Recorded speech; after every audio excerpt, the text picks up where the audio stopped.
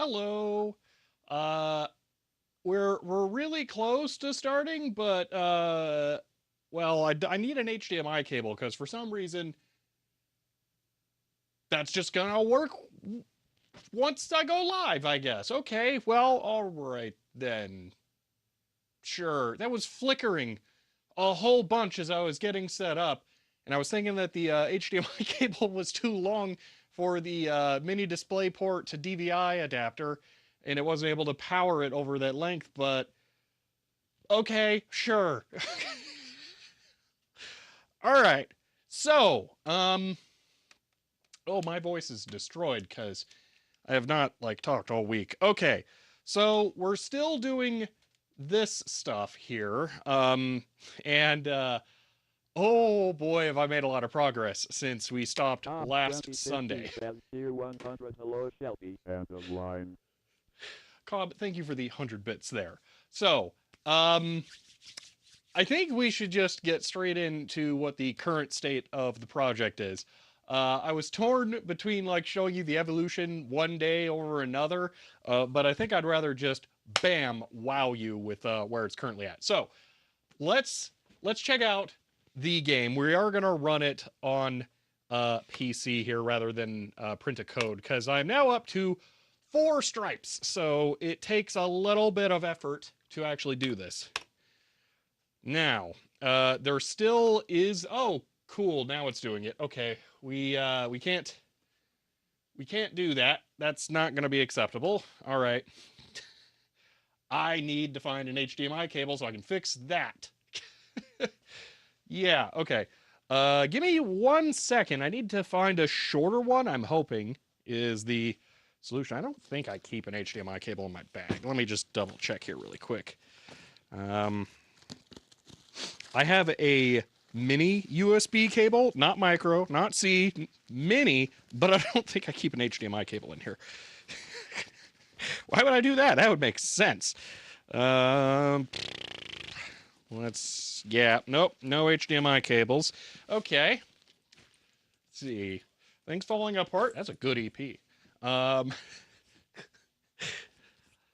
Man, somehow I'm like out of the short HDMI cables in my HDMI cable bin.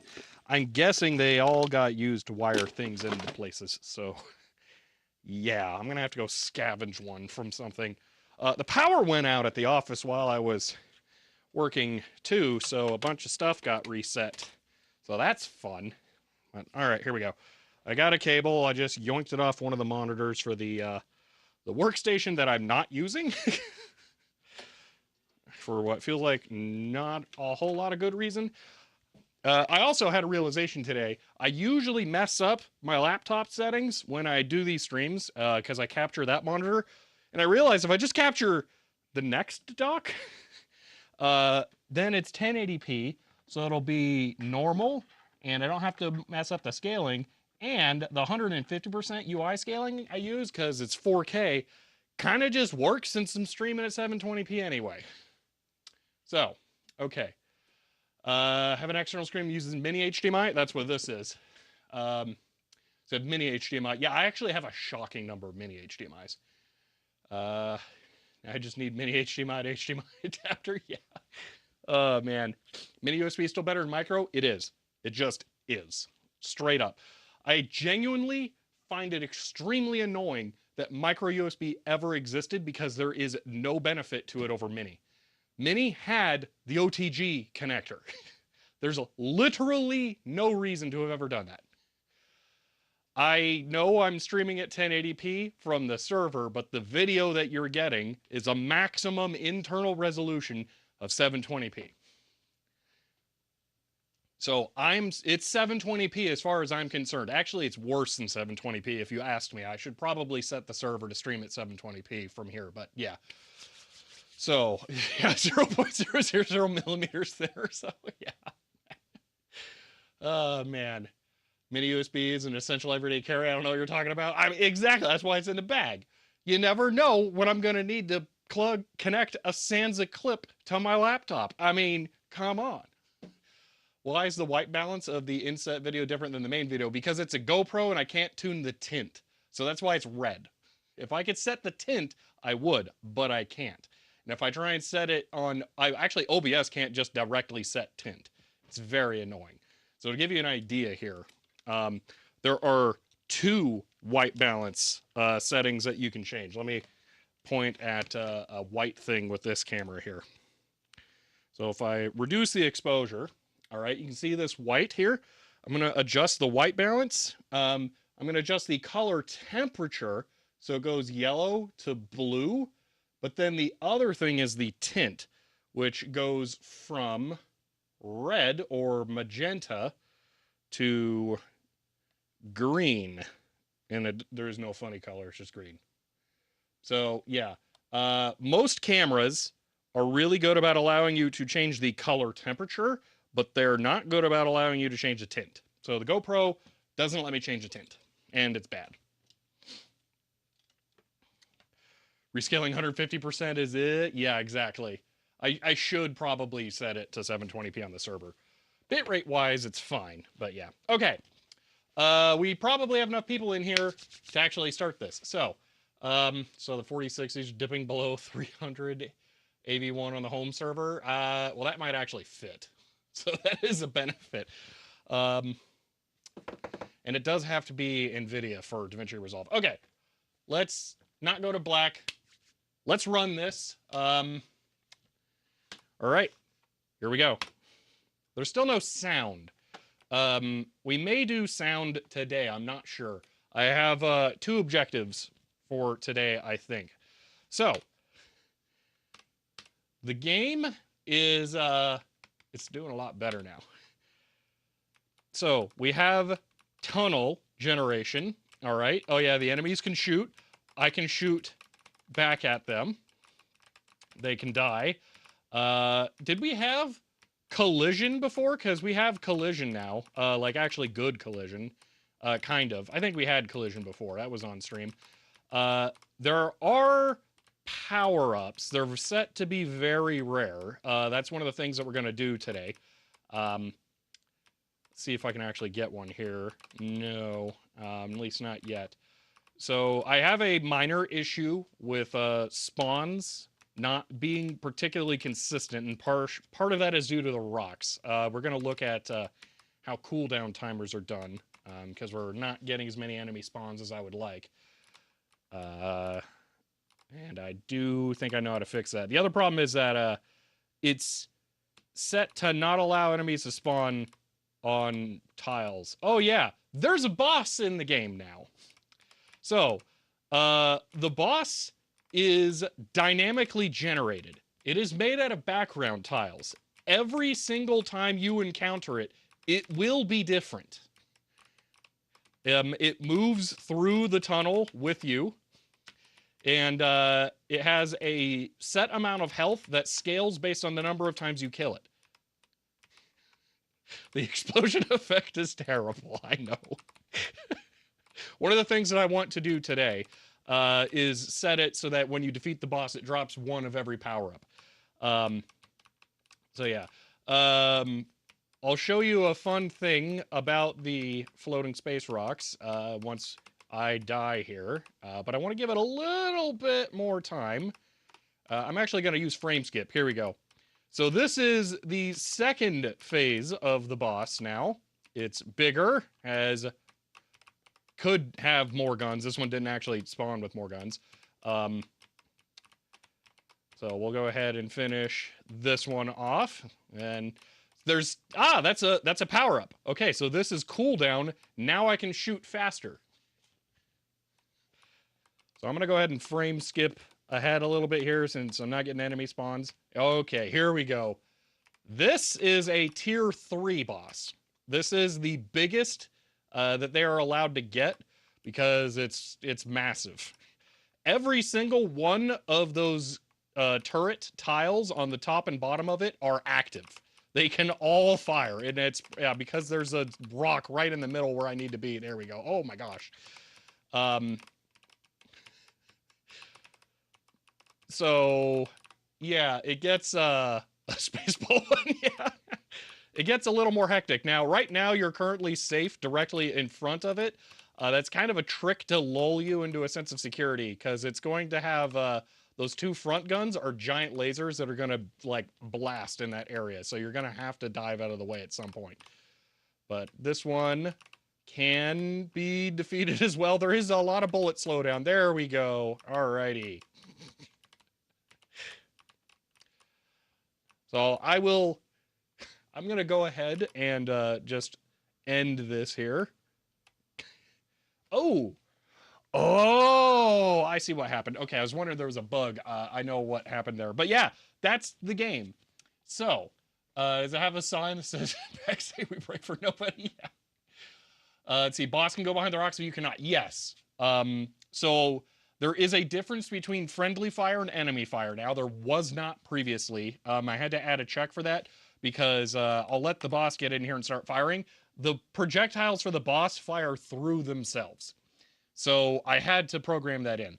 And I decided that I wanted the rocks to kind of always be there. I think the rocks are going to be a permanent fixture. There might be different variations of it beyond what you've seen so far. But I kind of want them always to be there to break it up so that you can't just like camp out in one spot. So, let's see. The game, yeah. So, let me quit this. There is actually a quit button now, but that's not what I want. What I want to do is demonstrate the dynamic aspect of the game. Main doesn't actually get me what I want.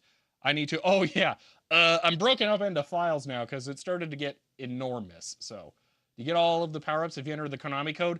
No. I don't think I'm going to have a cheat code type thing like that because that would be work. But the power-ups are currently a little overdone and they're overpowered. And I need them to spawn more frequently. And I know how I want to do that. I just need to actually get it done. And I'll show you that in a moment. But for right now, I'm picking a totally random seed. I'm going to restart the game. One of the things I would like to do today is get picking a seed into the game so that you don't have to recompile it to try out new maps.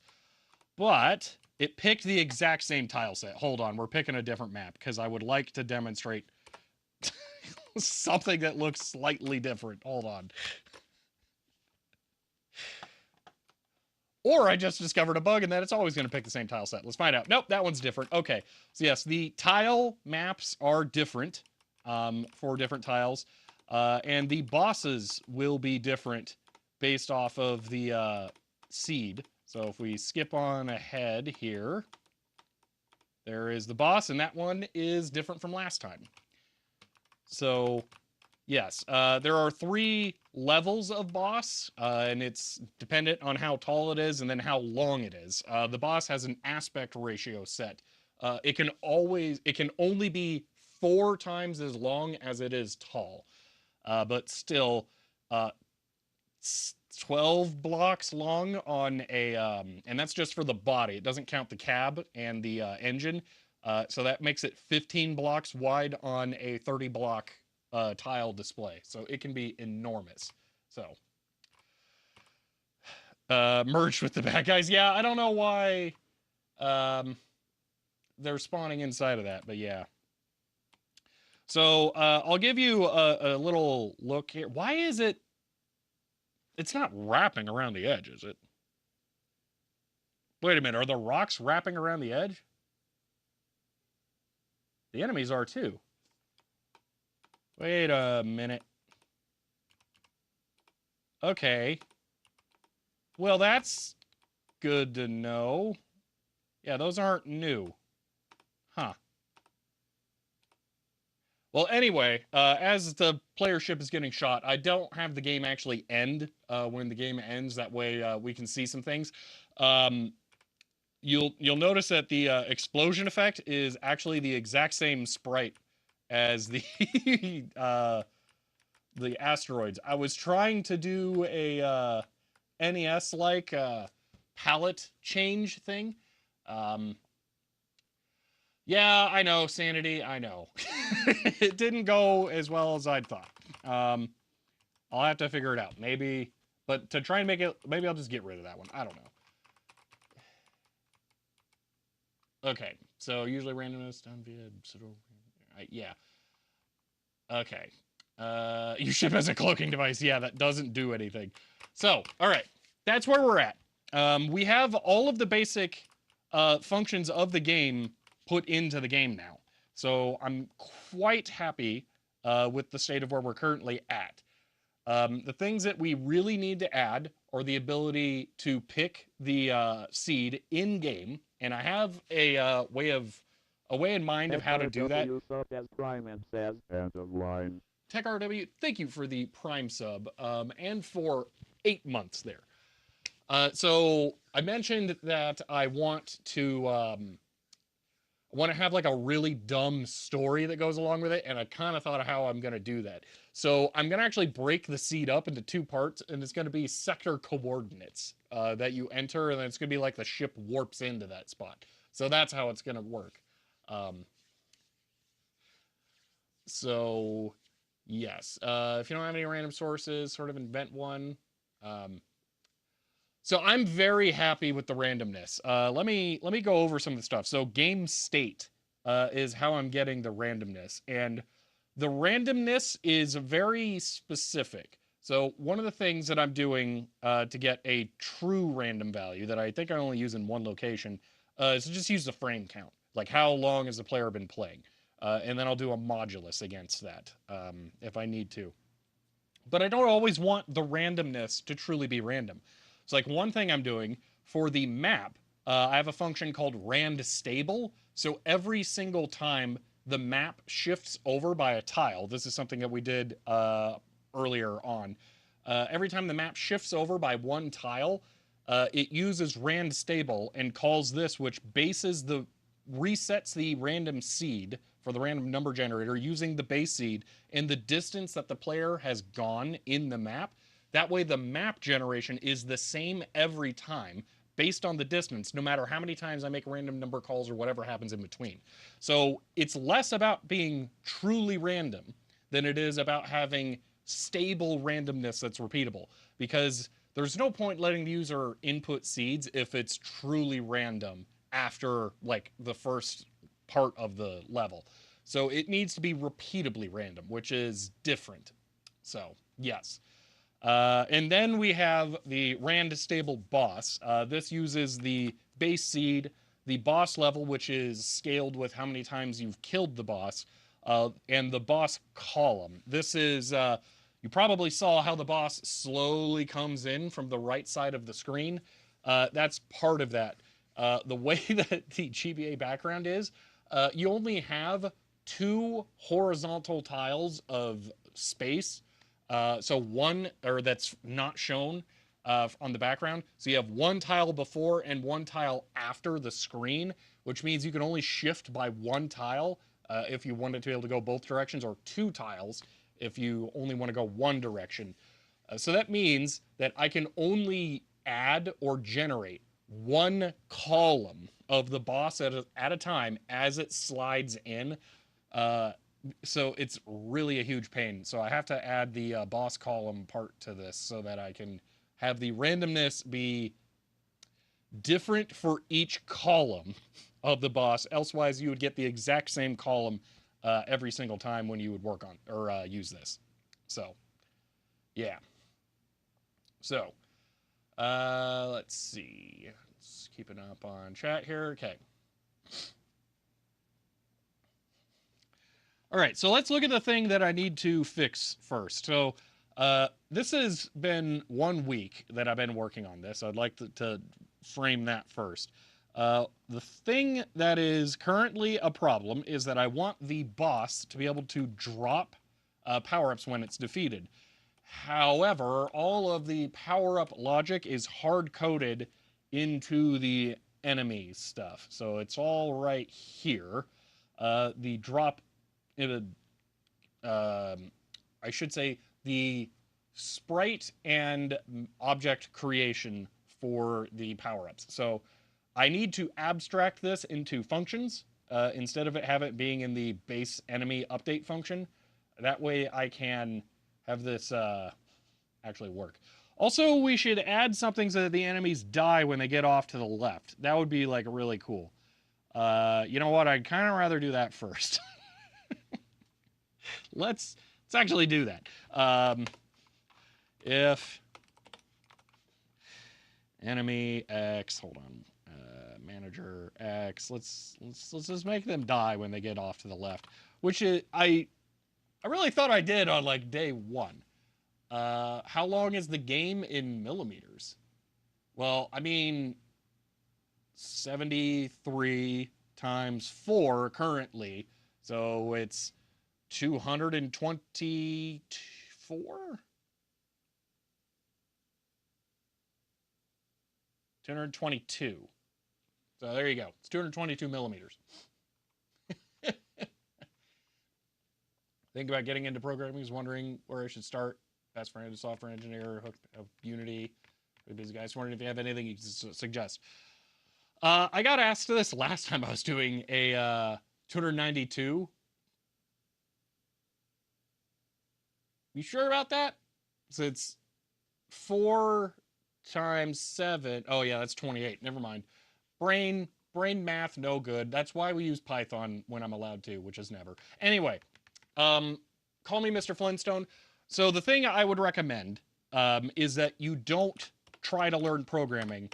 You set a goal that you want to accomplish. So why do you want to program? Figure that out first, and then figure out something that you can do to force yourself to learn that. So if you want to make a game, set a really small scope for a game, like really, really tiny. Or find a tool that you want to make your life easier, something like that. Don't just try to think you're going to go out and learn how to program, because if you try to come at it from that angle, it's not really going to work. That's the school angle that really only works when you have a rigid lesson structure like that. But when you're doing it on your own, being goal oriented is a lot better. So I would try to figure out something that you want to have exist, and then figure out how you can program your way into that existing. Don't start with making an MMO, yeah.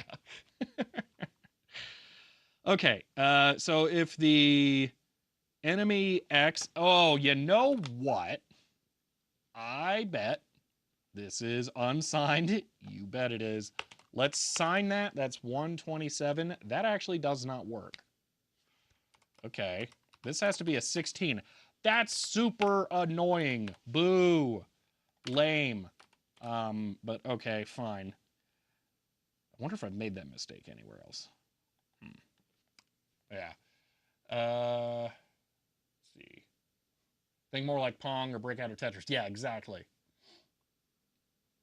Think of just starting recreating retro games. So that's awesome advice. Thanks. That's it. That's not a bad way to go. Is to try to recreate a very simple game. Like I'm talking like start out at a Atari 2600 level. Try to recreate combat. That's a pretty good one. So yeah, what's a manager? Yeah, no, that that's manger enemy. See, that's like the enemy is like the baby basket, kind of like a crib. Okay, it's manger enemy. It's not French. It's manger. Um, okay, now if it's less than 0, um, then we can kill him. We won't kill them, as in remove their health, because then they'll explode. You know what? Actually, I'm going to make it less than the width of the sprite, so 16. And they're baby enemies here, cruel man.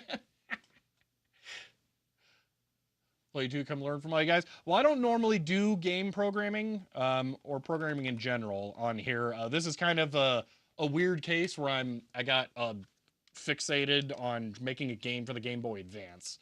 Um, I will be going back to my usual things, which is mostly focused on vintage computers and electronics after this. But you're welcome to stick around. I just don't want you to get the wrong idea. Let's see. Started after learning the useless stuff I learned in school by modding games. That's great. That's actually a really good way to go about it too, because there's usually guides or stuff that you can follow for that, or download someone else's open source mod and take a look at that. So, yeah, that is another really good way to go about it.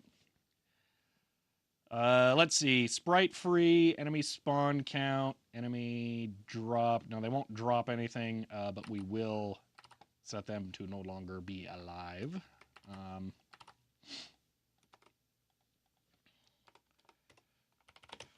Check if enemy is off screen. Alrighty, let's try this.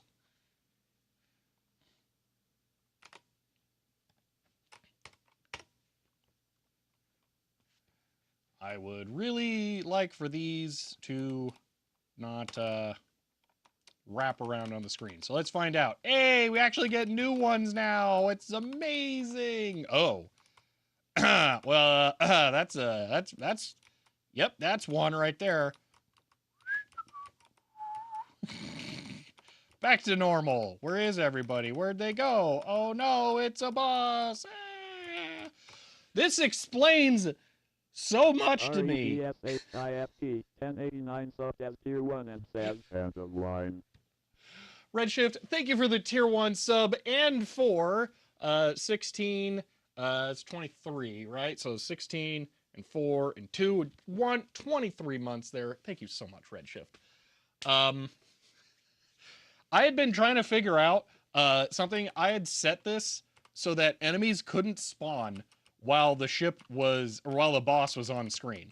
And they were still there. And it was driving me crazy to figure out how they were still spawning, because I have like a giant if block that's like, if they're there, if the boss is there, they should not be able to spawn. But now I know it's because they weren't spawning. They were just wrapping around the screen. Oh, that's hilarious. So once the boss is defeated, yep, they can respawn. Okay. That's perfect. Yeah, the rocks are invulnerable. So yeah, okay. How many strips? 4, so 2 cards. All right. Let's fix the issue. I know why the issue exists now. That wrapping thing, that was really messing with me. Jeez. Okay. So that's the power-up stuff. We'll get back to that in a little bit. For right now, well, actually, yeah, that's... Wait, manager power-ups. Oh, yeah, this is the logic for power-ups. That can stay there. It's this that needs to be broken up, the enemy drop thing. So, enemy spawn. Here we go. So, I was having an issue where I couldn't get some of the boulders to spawn, and now I know it's because it was only spawning 3 of them for all time. So if I get rid of that, then we should be good here. All right. I don't know why it's picking the same position for the first 2 there. I may have to do a different random value for that. I don't know. All right. Yeah, that's looking so much better. Oh my gosh. You know what? I bet I can even add sprite mirroring now. Give me a second. Let me bring up something else that I've been working on here. Okay. Man, that solved a lot of problems. Jeez. Respawned on screen? They did. Yeah, I will have to fix that too. Wow, there were so many problems related to that one thing. Holy moly.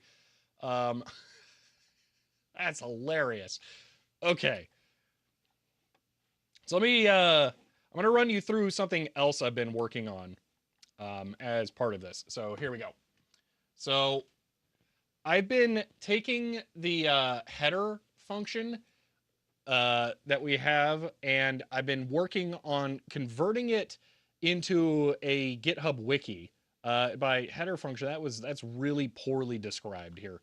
I am taking the file here. This has all of the addresses for all the functions and stuff, and Tim has been amazing in helping me out with this. I am so appreciative of Tim for all the help with this stuff. But I've been taking this and I've been converting it into like something that you can navigate and link to different things in. So if you want to know how to manage backgrounds, you can come in and see some of this stuff. I don't have everything perfectly documented in here yet because there's a lot of stuff I still don't know how to use. So I'm still working on this, and I'm trying to add some notes here. So like the background palettes, I think actually all of the palettes for everything in here, but background palettes are a little easier to manipulate than other things.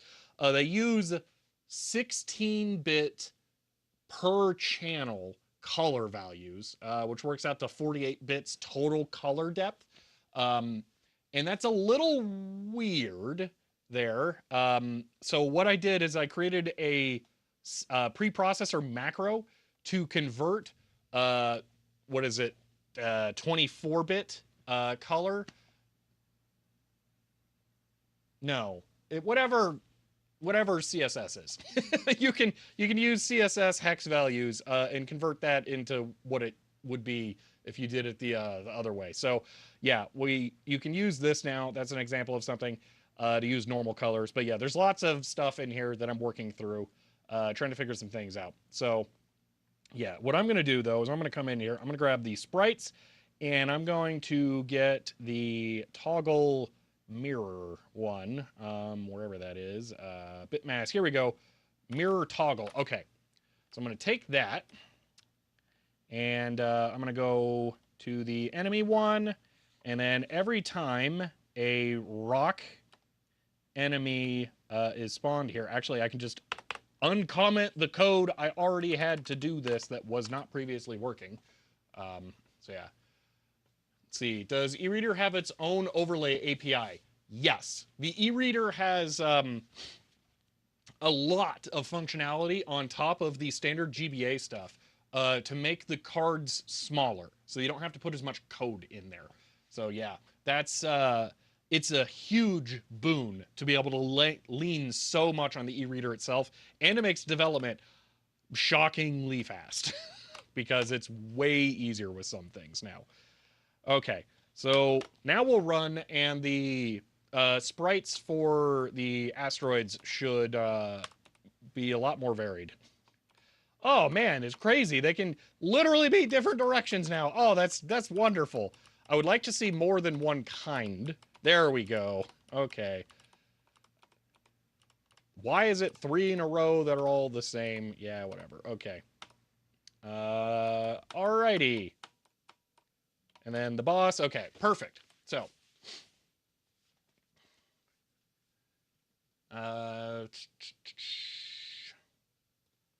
So PC Magus, there will be no lives in the game. Let me change the spawn rate for the power-ups, and then you'll understand how that will work. So there's an enemy, damage enemy. Okay, and then there is a chance in here to drop something. Drop. Okay, enemy drop. Okay, so there's a drop chance here. So fun fact, you can do like percentage chances. Let's see, oh, could someone explain how the NES emulator side of the e-reader works? Short answer, doesn't. Horrible emulator. I haven't actually looked into it. I would imagine people would have just ported like every NES game to it if it was good at all, but probably not. So that explains that. So yeah. GBA is secretly HDR? No. No, by 48-bit, I mean literally only 48 bits total. So it's not, like, it makes sense when you know what I'm talking about. Never mind. Let's see. But yeah, Really, Minty, this has come along quite a bit, yeah. So anyway, let me explain this. This is how you can do super cheap percentage chances, okay? So I'm using a switch case where I'm inputting a random value as the switch amount, okay? So we have a 100 value here, which means everything directly relates to percentages. So I have two cases here. That means that it can spawn a cooldown drop. That means there is a 2% chance for an enemy to drop this. If I want it to be a higher percent chance, I could add another one of these. Now it is a 3% chance. So there's 2% for cooldown, 2% for spread, and 1% chance for shield. But we can go ahead and bump this up and make this way higher here. So this is now a 20% chance to get a cooldown, 20% chance to get spread, and 10% chance to get shield. So we'll do this so that I can actually demonstrate the power-ups so you can see how this works. So we're going to get a lot more of these now. I really need to close this correctly over here because I think it'll stay on this screen then. So if I defeat this guy who's real spicy with the things there, all right. Yeah, I need to change. Okay, so that is a spread power up. So note all my bullets go straight ahead, and now they spread out. It's not a direct. Oh gosh, we're getting a lot of spread. Wait a minute. Hold on, what's going on with the math? Oh, I wonder if there's a random thing going on. Well, okay. That was a cooldown power-up. That makes it so you can shoot faster. I'm not thrilled about... Oh, no, another spread shot. Oh, is it tile-based? Oh, I bet my random number for the angle for this is tile-based. Yeah, okay, so I need to adjust the random seed for the bullet firing. Okay, that's going to be important. That's gonna lag it so much. Okay, we're getting a boss. Hold on. The boss takes forever to spawn, and it prevents enemies from spawning for a while. Come on, die. I need a shield power up. Oh my gosh, it took so long for the first boss to spawn that the second boss spawn flag tripped. Okay, there's some definite work to do here. Okay, come on, give me a shield power up. Oh my gosh, we're getting the third boss. This is brutal. Why does it take so long for it to spawn in? Because there's no weights anywhere in the code. That just is not a thing that exists. That's a shield power up. Okay, here we go. So you don't get lives. In the bottom left now, you can see under the health bar, there is another bar. You can get up to 5 shields total. And I don't think I have this in the code yet. It's going to be a one-line change. Every single boss you defeat will allow you to get 1 more shield up to 5. You start out with the ability to hold 1 shield. Excuse me. Each shield completely prevents you from taking damage, no matter what the damage amount is. So bumping a wall is a damage value of 20, but if you have a shield, it just depletes the shield. So you don't get lives, but you get shields. So that's the idea. But I want every boss to drop 1 of each power-up, including a shield. So that's something that I want to get added here. But yeah, so that's what the power-ups are. Okay, maybe that'll make this spawn on, or open on this screen now.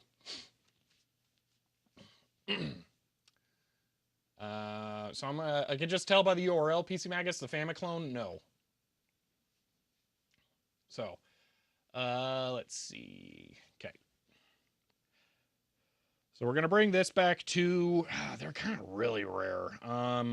Let's make it 50, because the power-ups are kind of not spawning frequently enough. So, let's see.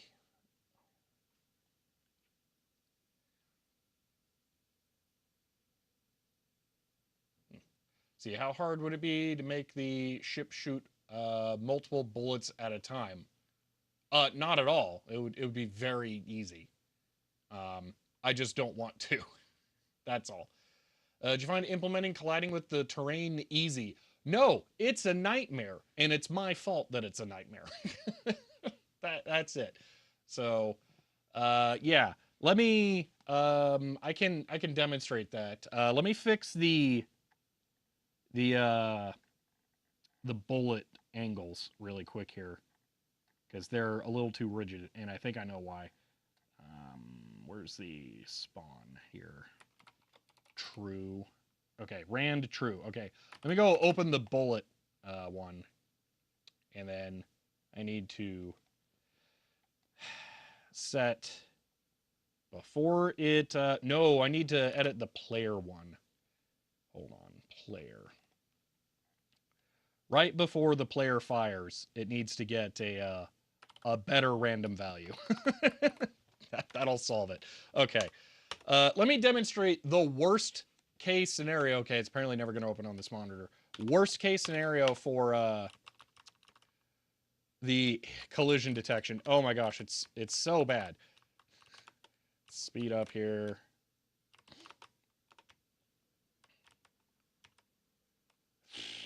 I don't know if I want.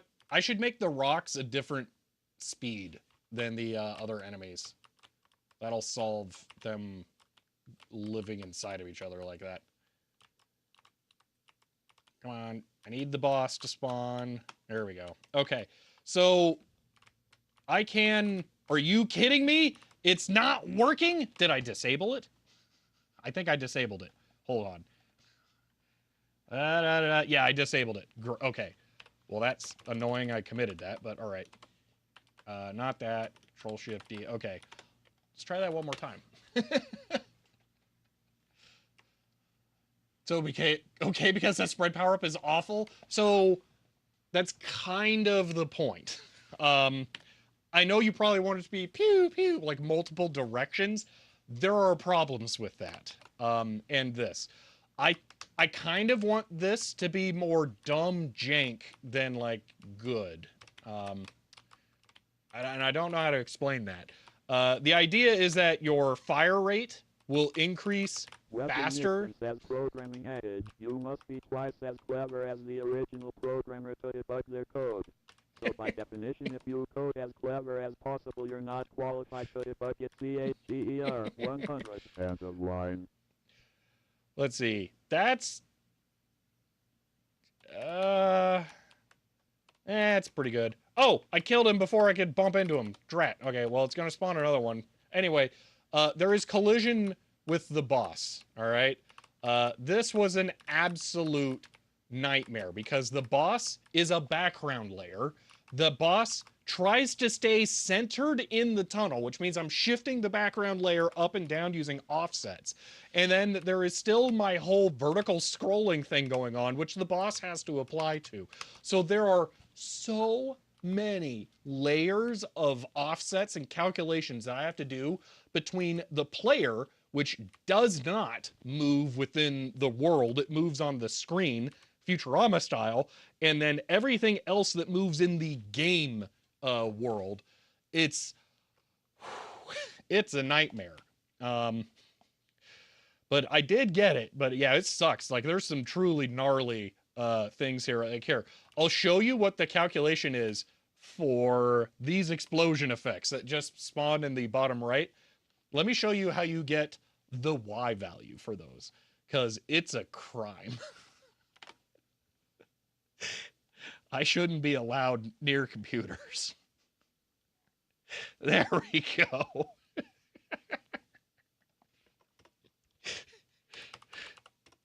All of yeah, this is split actually between X and Y. So this first one is X up there, and that is Y.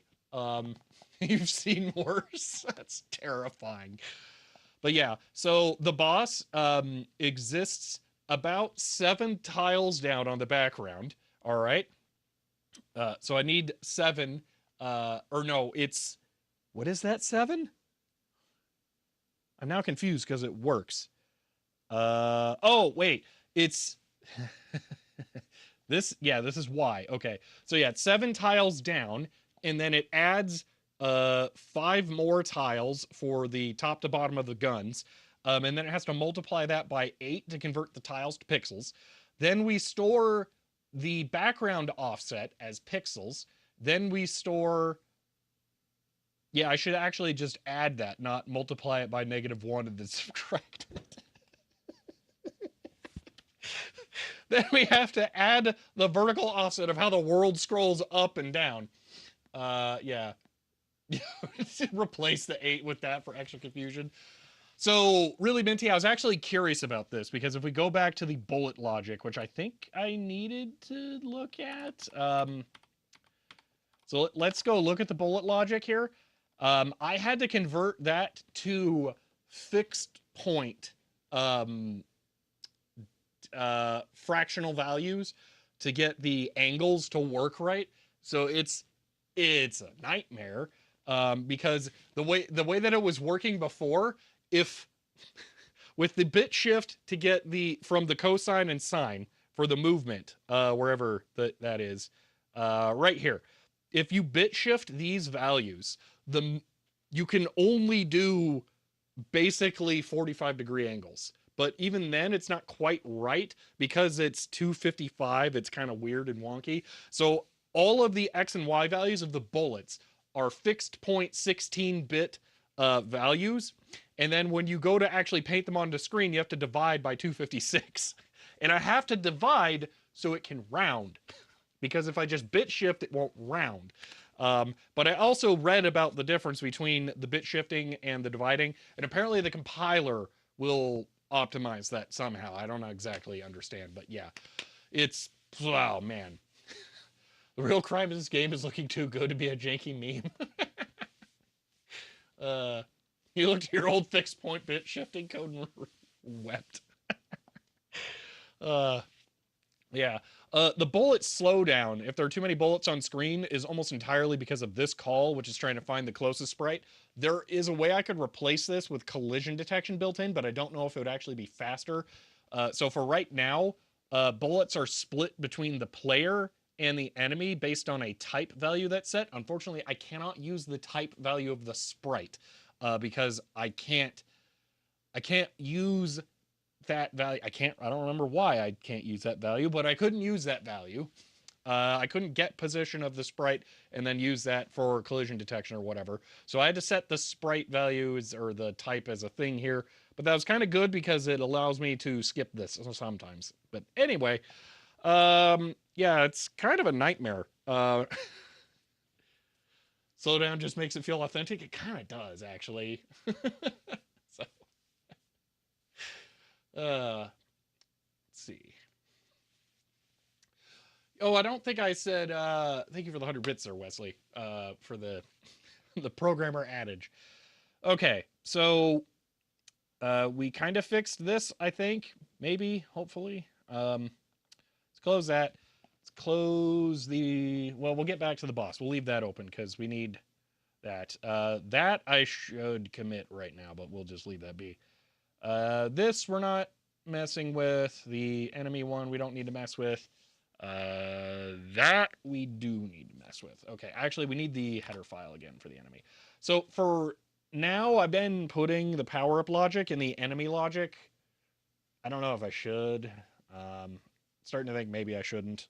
I don't know. It's free to make another C file, but then I got to make more functions and other things, and they're more directly tied to enemies than anything else. But now that they need to be able to spawn from the boss, it kind of decouples them. So. See the monstrosity of Lewis turning the power on and off your custom TARDIS in Roblox. Oh gosh, 5.2k lines. I'm not sure this whole thing is that big.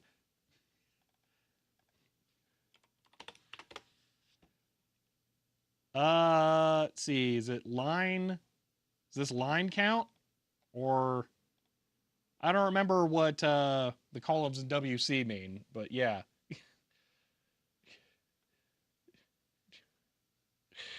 Man. But yeah.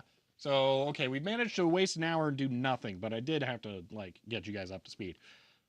Uh do I make a power up file? I really don't want to make a power up file, but I probably should.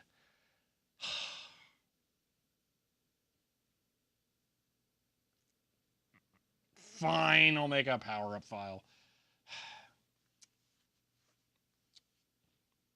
All right, touch power up dot h power up dot or power up dot c. Okay. See, it took me a moment to realize stopped was a typo, not some cockney thing.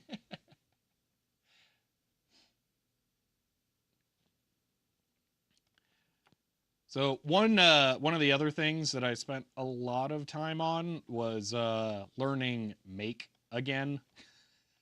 So my build file does not have the names of the source files in here at all, with the exception of the assets, the graphics. So those are in here, just because I wanted those broken out, because you can only have for sprites 16 colors in a palette. So I'm trying to group things together. So like the enemies all use the same sprite color, and I'm putting the effects items in there, like the explosion as well. The bullet and the power ups share a palette, and then the backgrounds, excuse me, are kind of different. The player gets their own palette for right now. I'm not sure. That'll probably, well, I don't think that'll change because I want to make the player more detailed. But yeah, make was a nightmare. So I don't have to add the files to make that I just created there. So yeah. All right, let's break out the power ups into their own thing, I guess. So let's grab enemy.h and work on extracting everything from that. Okay. Just grab all of that. Boop. And that. Okay.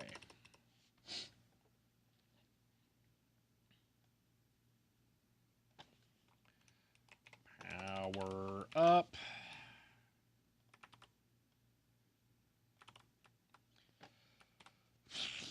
Okay, now that we're kind of into stream and that the majority of people will be here, I'll let you guys know that there will be no stream on Sunday. I will mention that again at the end of stream, ideally. But yeah, I'm not going to be able to stream Sunday just because kind of... Oh, not effects. It has to be enemy. There's several reasons it'll make sense to not. So yeah, unfortunately, no stream Sunday. Okay, here we go. This is going to make way more sense. All right. Remove power up. Put that there. Matter of fact, I'm actually going to go ahead and just do this. Boop. And then I will grab that and put it there. Okay. See, also the amount of stuff and scripts that on that game made it unbelievably lacky. Oh, gosh. Yeah, I've never looked into that, so I wouldn't really know. But yeah, I could see that. Okay, enemy drops. This is kind of why I'd put it in there, because I'd call them drops, but meh. Okay, let's put all that in here, and then drop. That takes... This is why I need to decouple this. So we'll extract that, and we'll put it here, and then I need to fix it. The I is the index in the enemy struct array, so that it can get the X and Y values. Instead, we'll just pass X and Y as the parameters for the function for dropping. And for the boss, that's going to require converting from tiles. So yeah, we'll do that. And then, drat. I should make a function in the boss that is just get random X on boss and get random Y on boss. Obviously as pointers, and make it one function. But yeah, and then we'll have it drop on in the game world, not on the screen. There's a difference between the two. So sneezes by way of temporary greeting. How goes it? Well, we're currently gutting one part of the code and stuffing it into another part. That way I can make it a little bit easier to manage. So yeah, it's currently broken for a few seconds. And then we will fix it. Okay. That all looks good there. Let me pull enemy drop out of here. Okay. It's this, and then we'll rename it. Yoink goes here, and then we'll pull the initializers out. It's all that. Now it goes from here to there. Put that here. And is that it? My power-up manager. Where is a power-up manager? Manager. Oh, it's one each. Ugh, I forgot I did that. I'm an idiot. All right. Let's see if that compiles. That's not what I wanted to do. Good job touching the files. Oh, wait, that just made them in the root dir. Hold on. Get rid of those. No good things will happen with that. Okay. No way, it's actually going to work? Wow. Okay. I should have increased the spawn rate of the power-ups so that we could confirm that it'll actually run or drop them. B button quits. I should put that on pause or something. Jeez, that guy cranky right out of the gate. Okay, they're spawning. Perfect. All right, there's my definitely totally awesome Desiac thing. Desiac, okay, let me ask you a question, Desiac. What would you think if instead of it being one shot at a time, it fired 2 bullets at a time, but they were mirrored? So it's still kind of random, but they're always mirrored. There's always 2. I might be willing to do that. That one's going to be a little bit more of a pain. I need to blow my nose. I'll be back in a moment.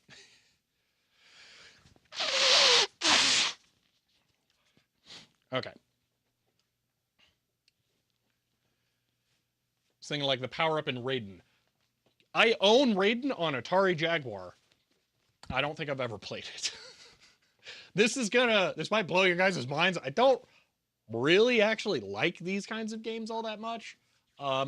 They're just kind of like a really good, solid kind of game. It felt like just the way to go with making a random game on here. So, yeah. There's one thing I don't like about making it shoot 2 things, and that's going to be it's going to double the amount of damage the player can do, and double the amount of bullets. Cooldown's going to have to be really strict. Raiden is the entire reason the monitor in my cabinet is vertical. All right, we can try that. We have this here right now. Let's see what we can do about that. Source, because I agree mirroring it might look better.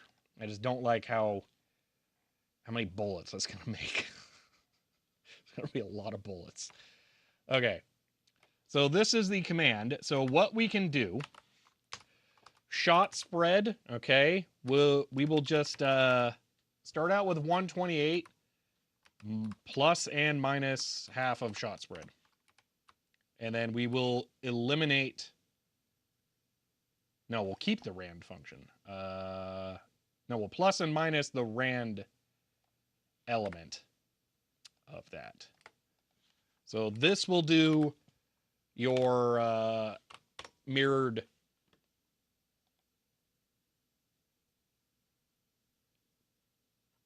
What does it not like? Player C, 178. What did I mess up? But this will do your mirrored thing. I must have copied and pasted something poorly. What did I break? I don't even see what I broke. Oh, I bet there's too many of these now. Okay. There we go. Boom. Okay.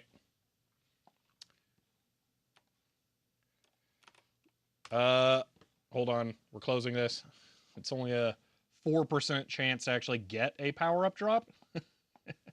Let's make that a lot higher so we can see what this actually looks like.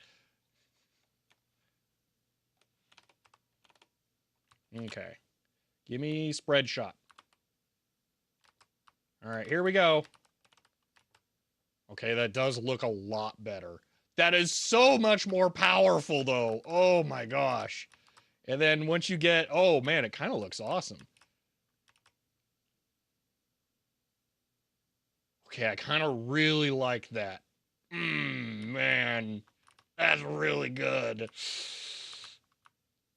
I think I'm going to have to buff the health of all the enemies. Oh, my gosh, we got another cooldown. Oh, man. Get wrecked, frame rate! Oh, man.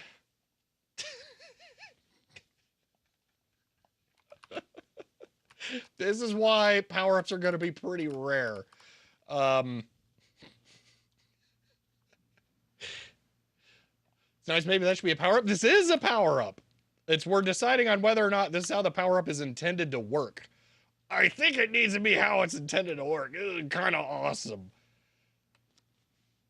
I wasn't expecting the like element of it, but that's kind of sweet.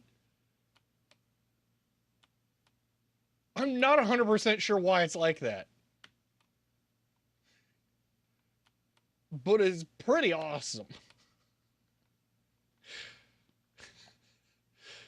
Majenko, kinda, but only for the enemies.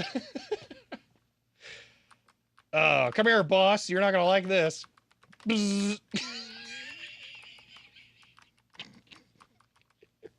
Yeah, okay. I think we rescale enemy health. Oh, this is max speed that I am going to allow in the game for bullet firing, by the way, for the player. The only thing I can think to make it less OP is we nerf the amount of damage by a percentage. Yeah, I can't do a percentage amount. I'm just going to have to increase the health of the enemies. There's only two things that have health in the game, the light ship and the boss. So I can increase that without it being too bad. For one, you're not going to be this OP right out of the gate. So you're not going to be able to incinerate enemies like this normally. So you can see there's the fire rate and then another cooldown power up. Did not increase it because we're not going to allow that. I swear it didn't increase it. We just hit the limit. Fair enough. Or rename the game Shellfish Revenge. Gosh. So yeah, that's a thing. I've not been able to solve this. I think regions draw on the background. Regions are how you print text and have like the health bar thing there. I think they draw as a background layer, and I don't know how to make sprites go under them. So the ship for the player and the enemies draw over the HUD, unfortunately.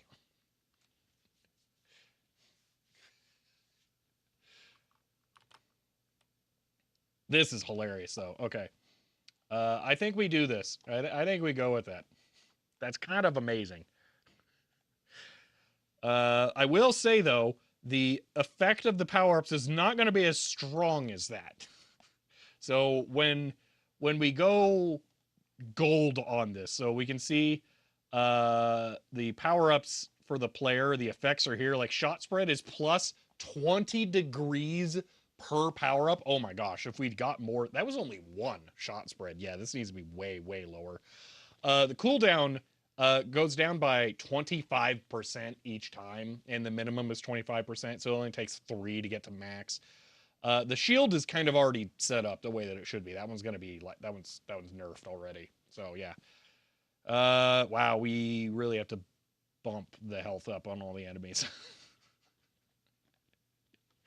All right. Well, that was enjoyable. Okay, let's convert this to using X and Y coordinates. So it's going to be U8 X and U8 Y. All right. And we'll rename this to power up drop as well. Power up drop. Okay. Actually, just grab this, go over to here, swamp that out entirely. Okay. Haven't I spelled shield wrong? Probably many times. But I don't know where in particular you might be seeing it there. Not in that one. I did get it there. So a couple of times in there. Yeah, that's fun. I hate that word. It's terrible. Oh well. Okay, so this takes an X and a Y. So we're gonna have to convert the coordinates based on. Well, actually, we can just directly pass the enemy X and Y coordinates because they're already in the game space, not the screen space. The boss is where it's gonna be a pain in the butt, but that's it's a problem to solve later. Ooh, wait, why is it times 2? Enemy manager X times 2. They aren't half precision. I don't think. Why? Right. Update position. Yeah, that's not... What? Oh, I know why. Yeah, no, it doesn't have to be ×2. Okay, never mind. I am being very lazy with the power-up code. So power-ups have a... because there's no floats, I made the scale for the power up X and Y twice as big, and then I divide it by 2 when I go to draw them onto the screen. And that means when you do a just straight up increment for the position of them, which we're gonna have to extract from the enemy code here, um, when you do this or decrement, only every other time does it actually decrement it. There's other ways I could have done this. I could have had it be a modulus of the frame number, and only if it was an even number would it decrement. But nope, I did it the other way because I've made this game in a week. So, all right, yep, it's going to be X times 2 and Y times 2.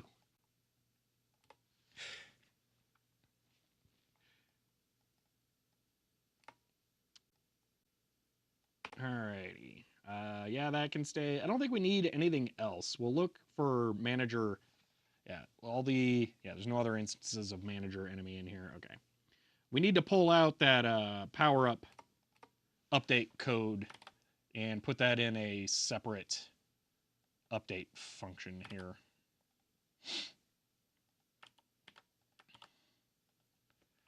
Power up update.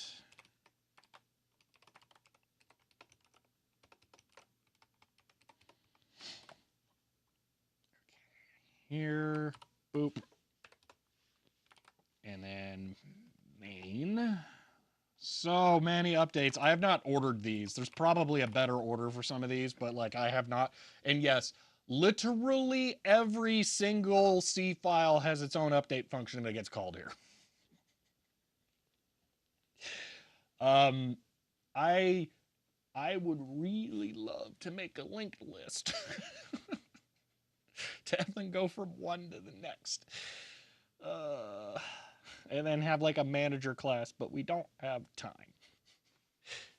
This is where linked lists are good, Majenko, because you could have like a core update function and then register your update functions to the update manager and have it go through the linked list of function pointers, which I do realize that I said are terrible, but they do have their uses, but they're mostly terrible.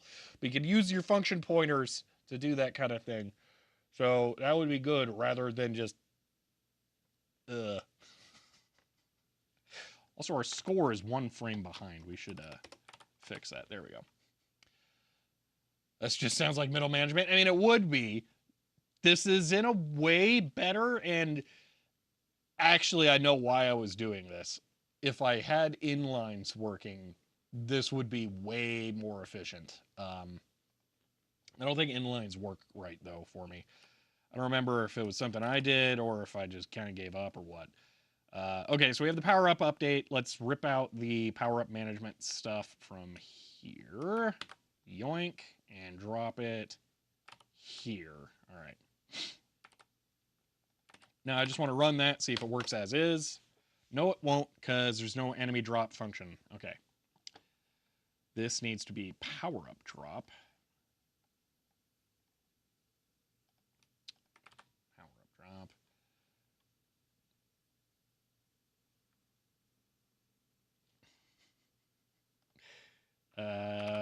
Drop. Here we go. Enemy drop. Boop. And then have it be X and Y. But we don't need the vertical offset.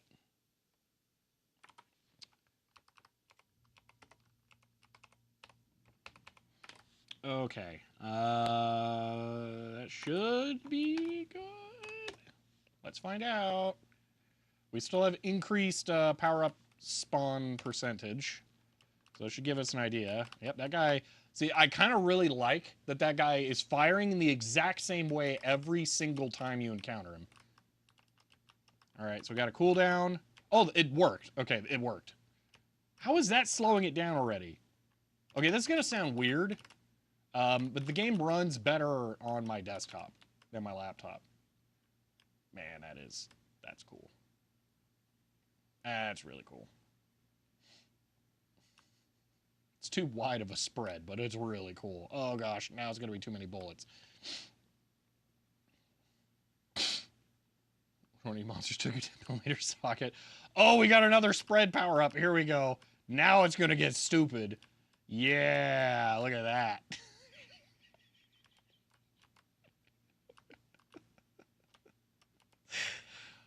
Just half the screen is bullets. Oh, it's great.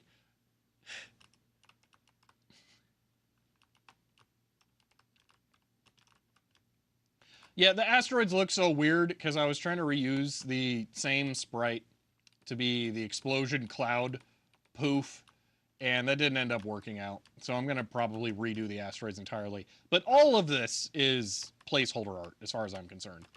So. Also, those are invulnerable, so you have to go around them. I'm kind of a little far ahead. Oh yeah, another boss because the timing is really bad on this. All right. Well, we're kind of stuck here. I'm going to look at that. Why? Wait, we didn't fix. No, we can spawn power-ups with the boss now. Actually, let's do that. Let's go over to the boss code. Actually, you know what? Let's commit this first. Make clean and get status. Okay. So we have power-ups to add. Okay, let's just get add dot get commit broke out power-ups to separate. That's probably not how you spell separate. It's probably an E right here. You know, I'm just going to assume it is separate files. Boom. Get push. Okay. Asteroids must be gray. They look like potatoes. So the problem with them making them gray is they're going to look exactly like the explosion clouds. See, why is a bad aim a power-up rather than a nerf? Oh, have you never played this kind of game? The main benefit to it is that it allows you to shoot at an angle. So you can be out of the way of danger. That's why.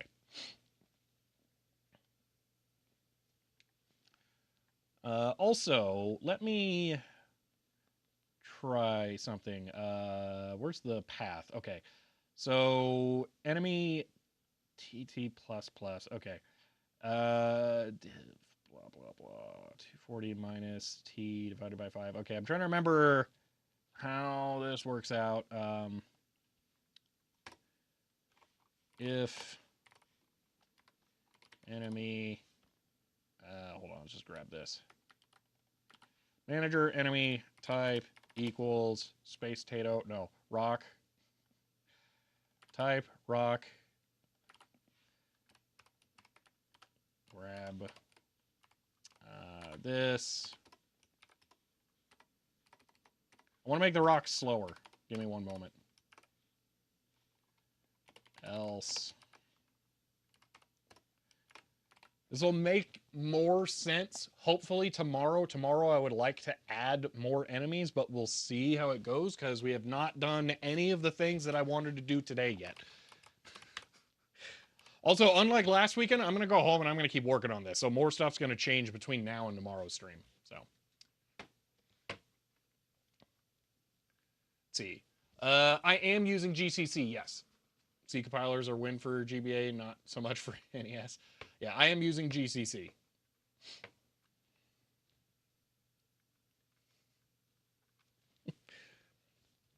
Okay. I'm trying to remember...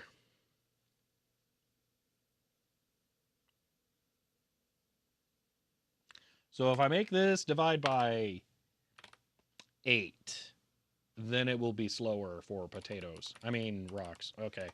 Let's do this, and then it won't be quite half. But they should be different speeds. So let's find out. I'm not using the T value like I intended, but it's working. So, yeah, there we go. They're desynced, different speeds. I like that. That's perfect. They're just different enough so they won't stay locked on top of each other, but the asteroids won't be in the way for so long as to be an issue. Okay, that's perfect. Okay. We're getting... Oh, that's right. I way increased the spawn rate of power-ups. I was like, man, we are getting way too overpowered too easily here. And I don't know why cooldown always seems to be the first one.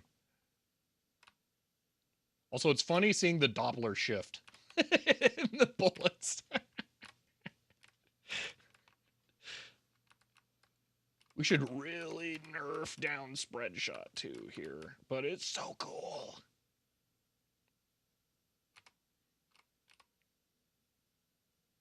Oh man, I wish there was a way I could make this work without needing 2 bullets, but we must have 2 bullets because it's so good.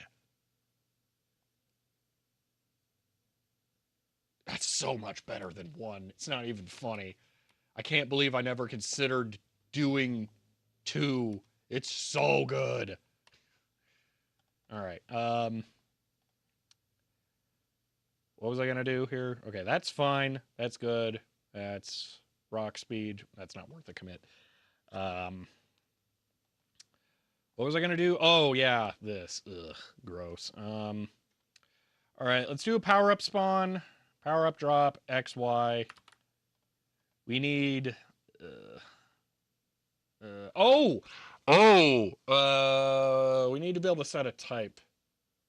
Are you initializing the random number generator? You might be producing the same sequence of random numbers each time. So really minty. I covered this at the beginning, but I'll cover it again for you here. So I have 3 different kinds of random numbers. So I have rand stable map, rand stable boss, and rand true.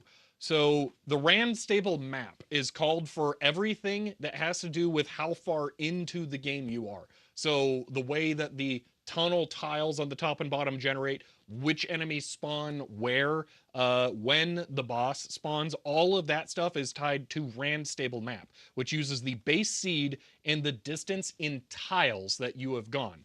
The rand boss determines what kind of boss you get. I don't know if you saw that, but the boss is dynamic.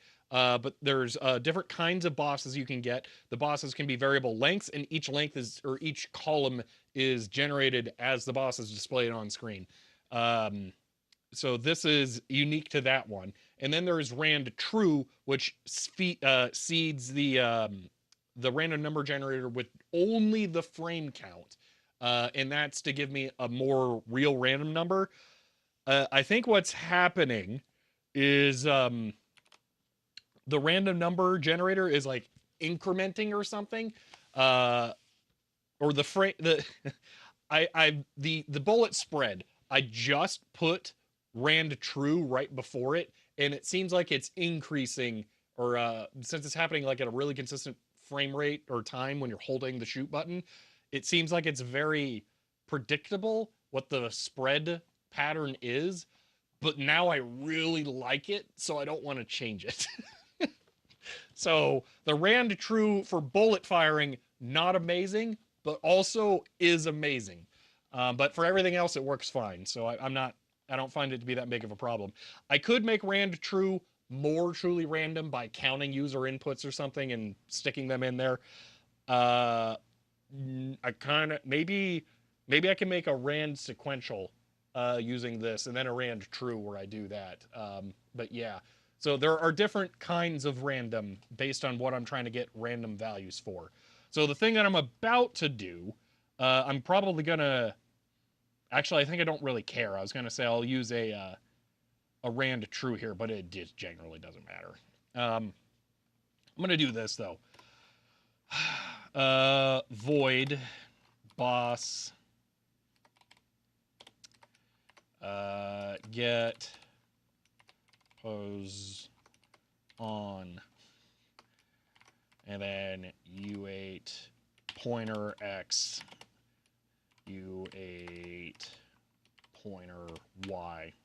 I want to, instead of having 8 million different things where I set X and Y coordinates that are on the boss because I'm doing that for both drops and the explosion effects. I should just do this.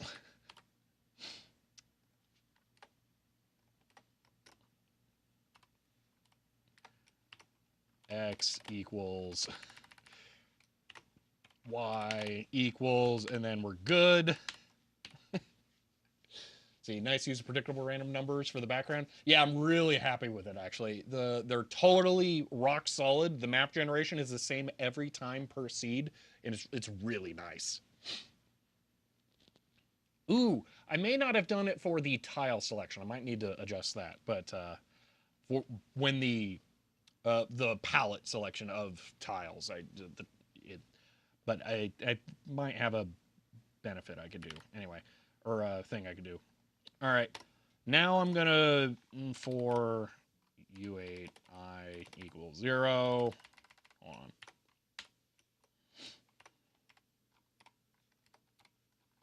on. I is less than 5. Technically, there's a thing I could read for this, but we'll just leave it for now. Plus plus I, we will do U8 X Y get boss position, reference X, reference Y, and then explode on XY. That should generate 5 explosions on X and Y, or on the boss, ideally. We'll see. And we'll just run that right now to make sure that still works. That'll also give me a chance to show Really Minty how the bosses work. I don't know if they were here earlier for that. Invalid type of thing. Expected end. What do you mean? Oh, I probably don't have enough parentheses or too many parentheses or just parentheses are in general angry. Also, I didn't put that in the header. This goes to here. That goes to, yeah, all that. How about I just add this value? No, we'll leave it for now. I'll fix it after I compile this. Let me get the header. Okay, compile it. All right. All right. Okay, got feisty guy. Boom, gone. Got a power up. Got another power up. Okay, we're ready to rock now. Just melt him because I'm way OP. Oh, I should probably avoid getting more spread shots. Oh, also, on the dumb, like, sort of meminess of the game, I don't think I want to put a limit on the power up other than 360 degrees for spread shot. Like, I think it would be hilarious to just have going all around. So I'm kind of maybe 180 because now it's going both directions. Okay, so if you haven't seen this Really Minty, this is a boss that is a background layer.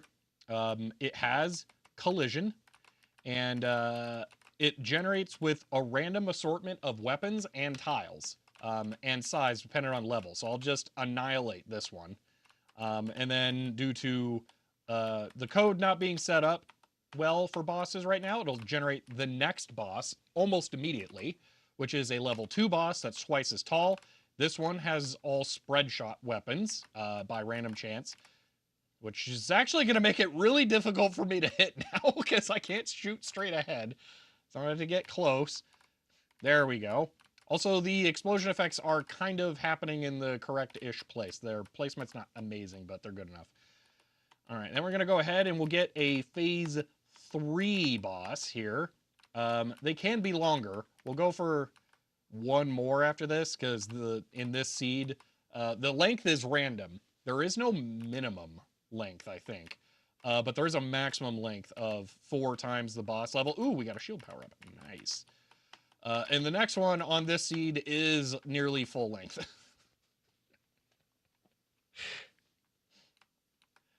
So that one's got a lot of guns.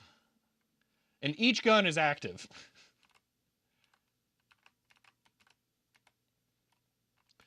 Although I'm kind of lying. I say each gun is active, but the way that I set it up, as far as the game logic is concerned, like here's a look behind the scenes, there is only one gun per vertical slice.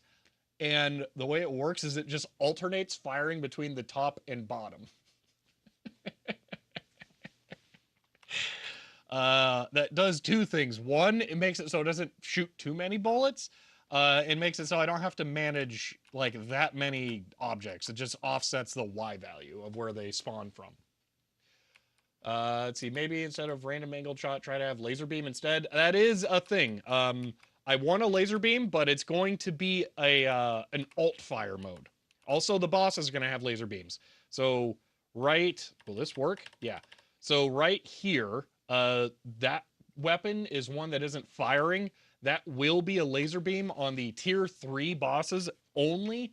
And the idea is that the tier 3 bosses will have spread shotguns and lasers. And the spread shots will kind of coerce the player to being right in the center, and then the lasers will annihilate them.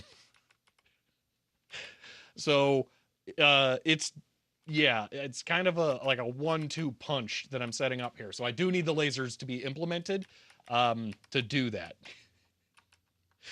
One of the ways that I'm trying to design this game or thinking about this in the back of my head um, is I'm trying to make it fun for the player to lose. Because it's an arcade game, endless mode, iron mode, like power up type thing. You're going to lose always, but it's got to be fun to lose. So, so the lasers will annihilate them with far too much glee. See, but now you cannot kill the boss with that approach. Well, no, you can't because the game's not done.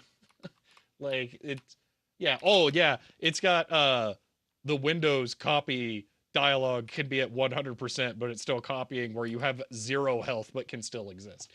Um, Honestly, really impressive. What's the executable size? Well, first off, thank you.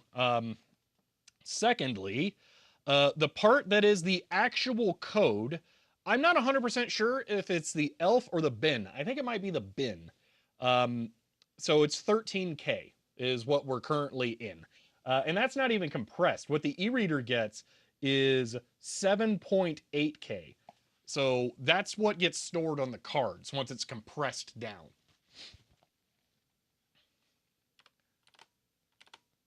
We haven't even got into some of the really cool dynamic stuff that I have planned. So like one of the things that I'm wanting to do, I've shown you that these tiles are dynamic and that they can change. One thing I think would be really cool. Oh yeah, I haven't shown you guys this yet. So here is the tile set for the boss. That's it. Yeah, 4 strips. That's it. So all bosses are generated from this one image. And it turned out I didn't even actually have to have this column. That could not exist right there. Because it turns out there's a way of just flipping tiles. And I could have just done that. So I could technically remove 1, 2, 3, 4, 5, 6 bytes from the game. But it's kind of easier just to leave that in there for the graphic design side. So. Also, I could add new weapons to the boss by just updating this and then assigning weapon type values to it. So, bin is raw code and data. Elf also includes loads of debugging data. Ah, okay. Even the source code, unless you want to strip that out. Okay, so elf is what I should feed GDB then, by the sounds of it. Good to know.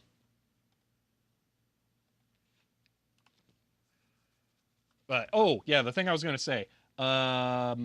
So we have the tunnel file here.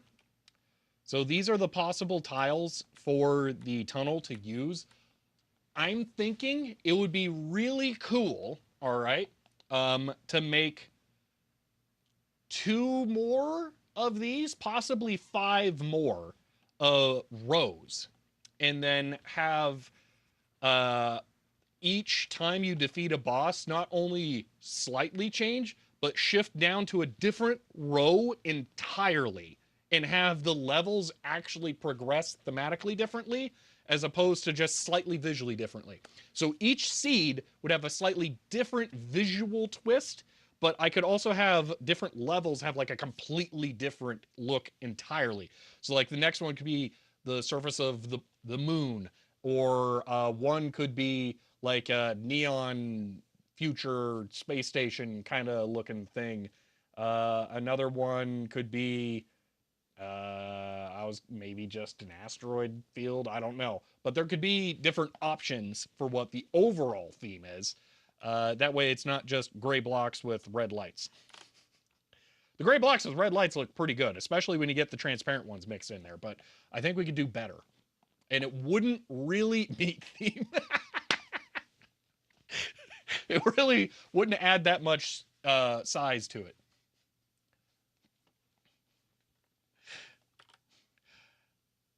So that is a thought. Okay, now that we verified the XY thing works in boss C here for when we defeat the boss. So we need to go back to here, power up.h. I can't remember. I have to look something up. Can you set default values for functions in C? C function parameter default value. Let's see. Needs a guts level. Oh gosh. Remember a lot of those old shooters being pretty meaty. I do like me some Doom 3 meat levels, but I don't think I want to. So, standard C does not allow you to do default parameter values. Okay. Relies on the C++ overloading mechanism. Huh. That's a clever way of doing that. And I guess we could just do the same thing. You're allowed to just overload like this, right? And see, U8 type. I think we can do that.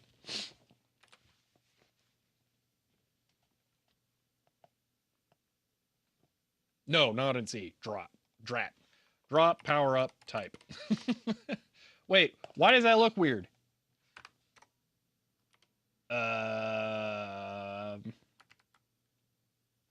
Okay, we'll just go with that in case it's syntax highlighting something I don't know about.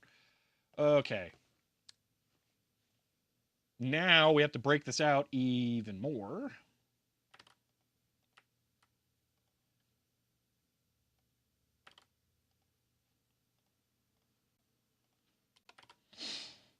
Okay, drop type, switch, type. Oh, so many switches. Drop is bold in Markdown. No, it was when I added underscore type to the end of it. It's highlighting it weirdly. I'm guessing that means something, so we're just gonna not do that. All right, let me grab. Wait, I don't have. Are they in here? I don't have defines for types. Huh. Weird. Okay. I guess I didn't need them before. Power up. Okay. Define. Power up. Cool down. 1. I before E. Shield. 2. And spread. 3. Okay. What do you know that I don't know syntax highlighting exactly? If it gets excited about something that I'm not aware of, I'm going to trust that it means something weird.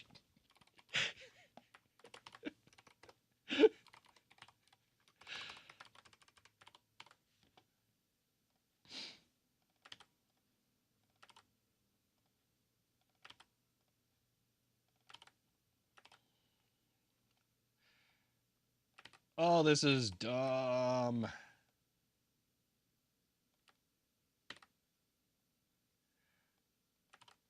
Why am I breaking? I should return. Return. There's nothing else that's going to happen.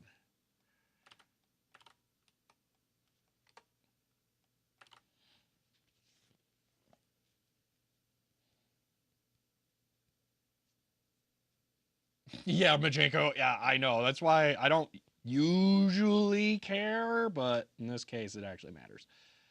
All right, drop type.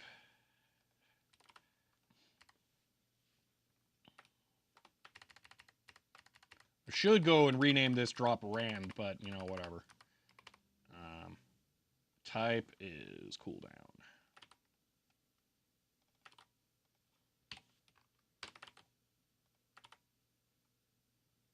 There's a reason spread is there. I don't know. I forgot why, but there is a reason.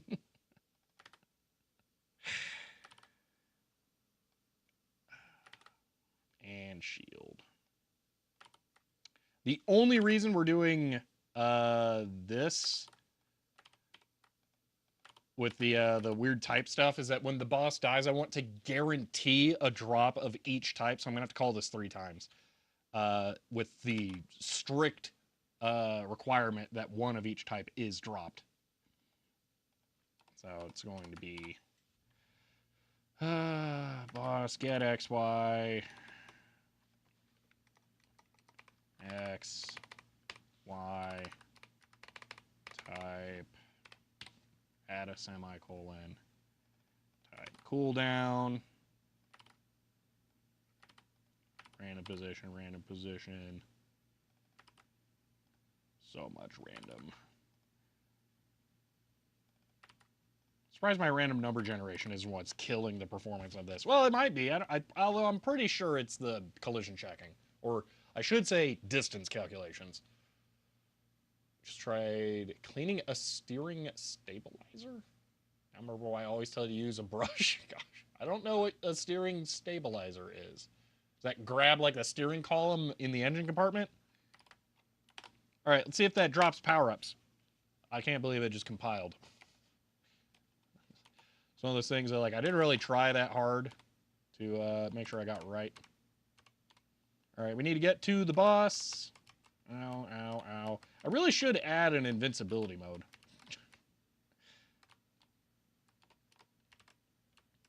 But the player kind of doesn't take that much damage early on. Which is good scaling, I think.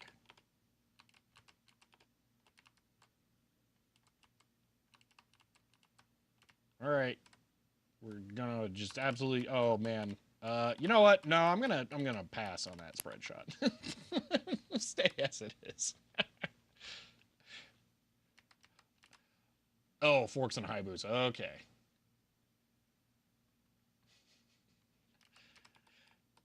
All right, here we go. So, what? What? Whoa!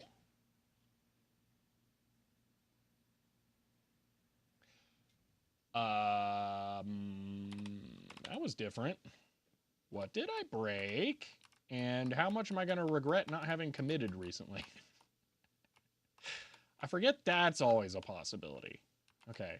Nothing's happening. Nothing's happening. Well, I don't know. That was weird. I do have some funky things happen. Oh, perfect. Oh, it deposited one in the map. Well, we can still get it. Hey, alrighty. Funky things can happen, yeah, if you try and go outside the map in some ways too much. So,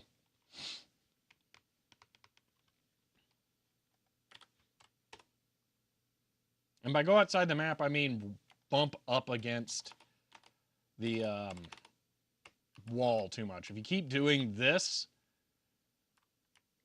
especially with high speed on, you can kind of get like jammed up in there in a weird way.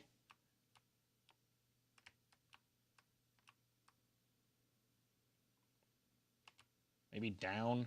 I don't know. Now it's not doing it.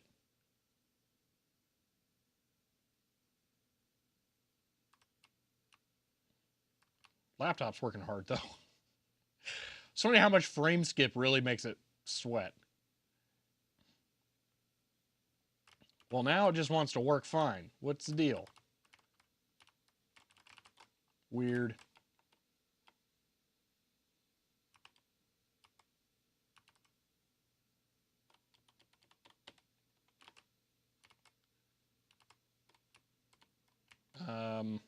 Did I just collect a bunch of power-ups? At random, I did. Maybe you can make the space potatoes automatically rotate. So I was thinking about that, actually. I was tempted to have them rotate, but I kind of don't like what affine rotation looks like, and I think it would be distracting doing this or doing that. I don't know. We could try it.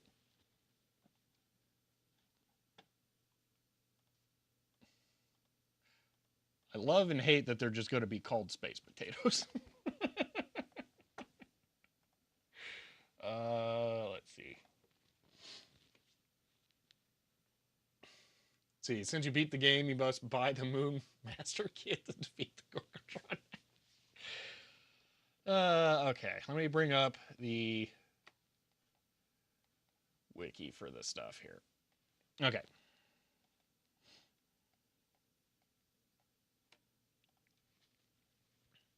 So sprites rotate by time. I hadn't actually tried yet. We'll give that a shot.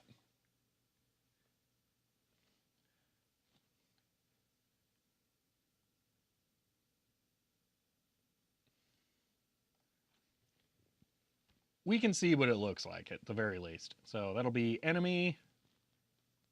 Wow, we don't have a lot of time left. I think it's right here. Yeah, actually. Okay. So enemy or rotate by time. This. I don't know what the 0 is. I'm going to guess that's rotate until. I'm going to try setting a max rand here. I'm going to set it to 45. I don't know what that'll do, but we'll find out. Expected a thing before break, 156. So I kind of messed this up. Oh yeah, no semicolon. Okay. C, B is speed, C time, 0 is infinite. Okay. That makes sense. That's in line with other things. Okay. Oh yeah, that's kind of So that one looks better. Okay, maybe that should be faster. That one's faster. Yeah, it's kind of weird looking.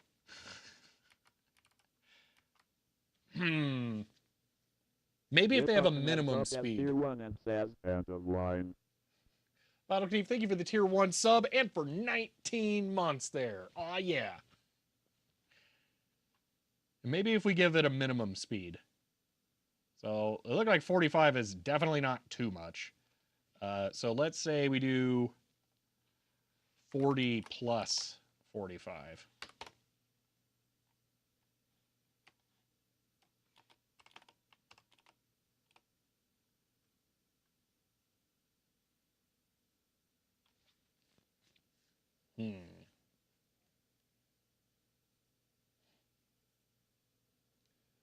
A minimum would look better. Spinny space potatoes, brand new sentence. Gosh. So they don't all have to spin the same direction either. So if we do Rand Sprite 90, or Rand Max minus 45,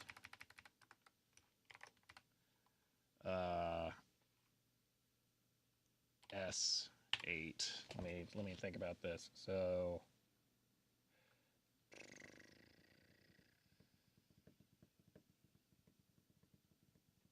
no. That does not work actually.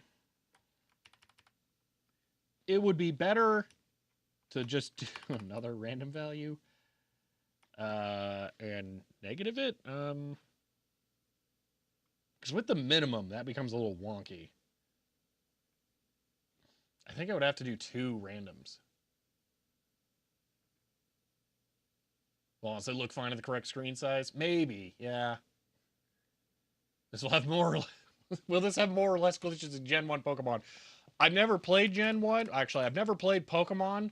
I'm going to guess more, though. Just because Pokemon wasn't made in a week. Okay, Randmax.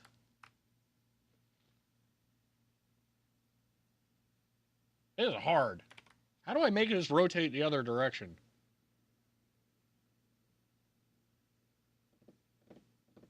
Okay. Randmax 2. No, nah, that's really bad. Hmm.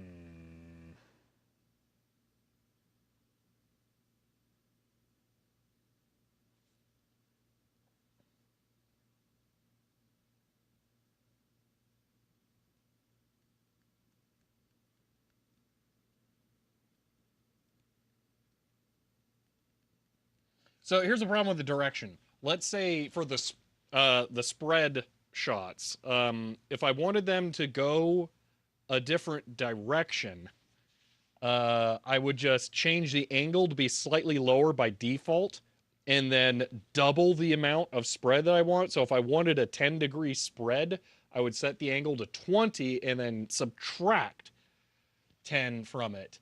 But because we need a minimum spread amount, here's the thing. I know how I can do it. I'm just trying to figure out if I can do it with one random value. Start at a negative number and random possible positive. So the problem with that is that we don't get a guaranteed minimum spin amount. I think we have to do 2 random numbers, which is fine because it doesn't spawn these that frequently. It's just I'm getting a little nervous about how many random number calls I'm making. uh, so let's say times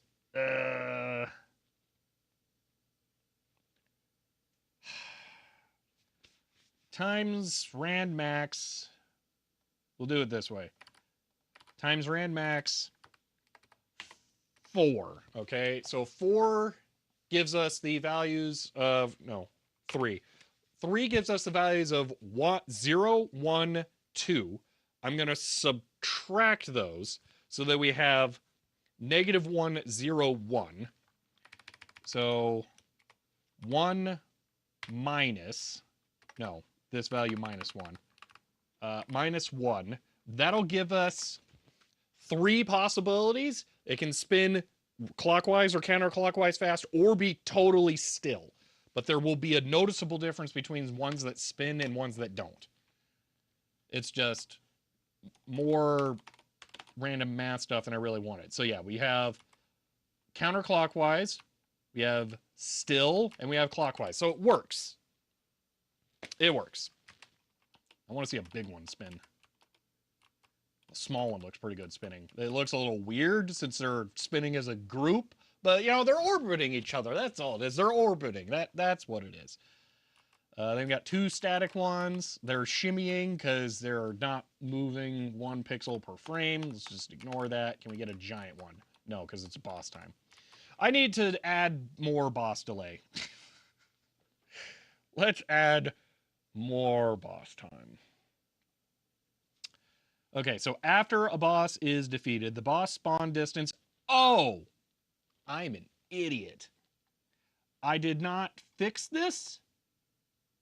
So it's supposed to be tiles distance plus this. Well, that explains exactly why they keep spawning back to back. Okay, well, that's been solved.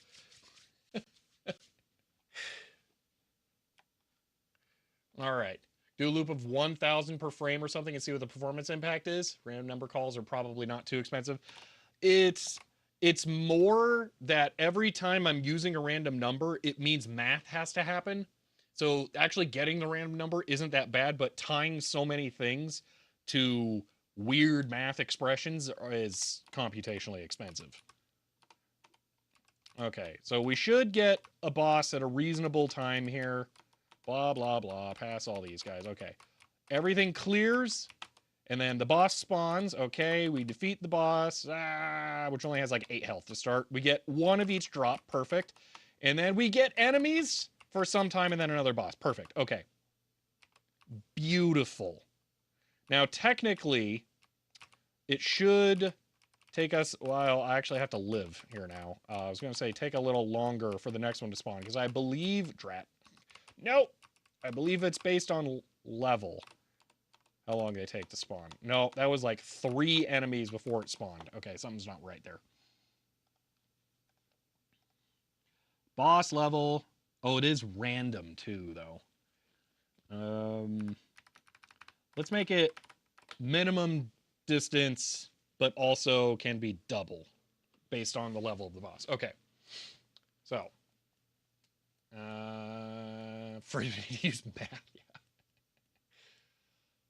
Let's see. Just found you on YouTube through your Visual 200 video, and now you're in my Twitch recommendations. Well, cool. Hope you have fun here, I guess. Right now, we are programming a Game Boy Advanced game that will actually run through the Nintendo e-reader. How many cards are we up to? We still at 4? Oh no, we just bumped up to 5 stripes. We're on to 3 cards. 3 cards is kind of inevitable because I want to add more actual assets, but I did not expect it to happen now. What's my build size? Been 13K. Whoa, whoa, whoa. What happened? Wasn't that like 7 earlier? Why did it like explode? Or was the VPK 7? I bet the VPK was 7. Yeah, it was that. Okay. See, at the end, you can always optimize down your code for size. Okay, it was the VPK, yeah. I do plan on doing a massive optimization step, but I kind of wanted to print them on the label maker right now. Because we're out of time for today. Can't you print double-sided both edges to get 4 strips? I don't want it to be on one card. I've decided I want actual back art on the card to be full. So I'm gonna have to port to ASM. Not happening. So I want full artwork on the rear of the card, which means that it's not going to have stripes on both sides. The only reason I would do stripes on both sides is if it turns out that the codes are not completely reliable on the actual cards I'm going to get made. So as long as the codes are reliable, I'm going to go with 1 strip per card, well, no redundancy. But also only 2 strips per actual card, so I can have key art on the back. So, okay. Is there anything else we can do quickly before this ends? Let me do this. I have not gone back and looked at the design doc since last Friday. Let's go through and see what has actually been accomplished. Can you print a single long strip around the edge of our disc? Oh my gosh. Of a card? I don't think so. Get printing? No, I think we're not going to print right now. Gonna have cards professionally printed. So my plan is to not only get cards professionally printed, but get several dozen or 100 of them and actually sell them. Because I want to make a third-party game for the e-reader actually exist as a real thing. I want there to be homebrew that's out there. Well, not necessarily, I mean, it is going to be homebrew, but a third party, like a full real thing that people can own. I want that to be a thing that exists. So, do I have key art concepted? Up here, but not anywhere else. I kind of know what I want it to be, but I haven't drawn it up yet. Sign you up? Yeah. See, I know there's going to be some people who want like actual cards if I make cards. So I'm going to try and get cards made. 1,000 in for a set, yeah. Watch out for Nintendo. They shut down Portal 64. Nothing of this can be touched by Nintendo. They have no hands in this whatsoever. This is like third-party Atari 2600 games. There's nothing that they could do about it because they just wrote 6502 code. There is no copy protection that is being defeated on this. It just reads raw data. The closest thing to copy protection is just the compression, which is not copy protection. That's just a storage mechanism. So, oh yeah, I was going to go through the design doc. What have we and have we not accomplished? So this is the wrong thing. Let's go to RoboRun. Never stopped Ninty before. I will challenge them. I really kind of hate Nintendo, so I would be willing to go up against them. I know that's like, you know, expensive lawyeriness, but I'm willing to. So you don't own a GBA or an e-reader, but sign you up for a card. Yeah, so I'm curious how that's gonna work out because I know there will be people who buy them just as like Tech Tangents merch, but like, yeah, don't say that too loud. Yeah. See, wasn't it the API calls they objected to in P64? No, P64 used the official Nintendo 64 development SDK that was leaked. They did not use an open source alternative. So that's what happened. There are ways you can do things like that that are completely legit. The way that it was done there was not. It was probably easier to do it that way, and they probably didn't think it was going to get the level of attention and things, but yeah. The only reason they were able to get away with it at all, though, is because Valve is just amazing, and we're totally chill with them recreating one of their games from scratch using original assets and stuff. But then it was just the Nintendo part that made it complicated. So, how about compatibility for the Japanese E Plus reader? As far as I'm aware, I just have to set 1 bit in the tools for that to say set the region for the strips to Japan, and then I'm not using it, but there is kind of a dependency for Malloc, but I'm not using Malloc, so it doesn't really matter. So anyway, let's look through this. Okay, so Robo Runner game roadmap. The objective of the game will be to set a high score based on number of enemies defeated and distance flown. The game will have a user visible and modifiable seed, so we don't have that yet. For randomly generating the game map, enemy spawns, and power ups. Okay, that all tracks. Power ups are true random, they're not tied to a seed. I think it's actually slightly more fun to have the power ups be true random. I could be convinced not to do that, but I think right now it's more fun than be true random. Okay, player entity. Player will control a ship automatically flying from left to right. Okay, represented by scrolling backgrounds. Check. Player will be able to fully move the ship in 2 axes, but may be limited to only the left half of the screen. So the boss is enormous. It kind of limits you to the left half of the screen anyway. And the floating rocks, I think, make it so you need to be able to maneuver over to the right half of the screen. So we will never implement that, I think.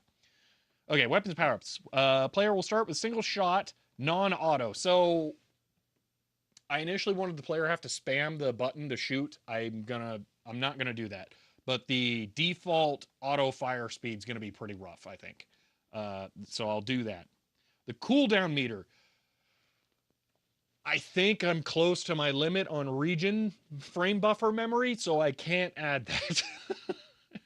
Or else I would really want to. It would also pair well with this.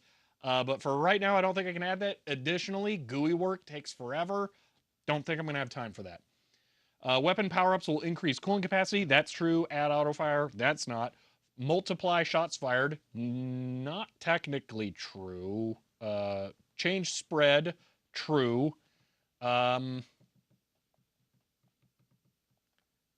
Multiply shots fired.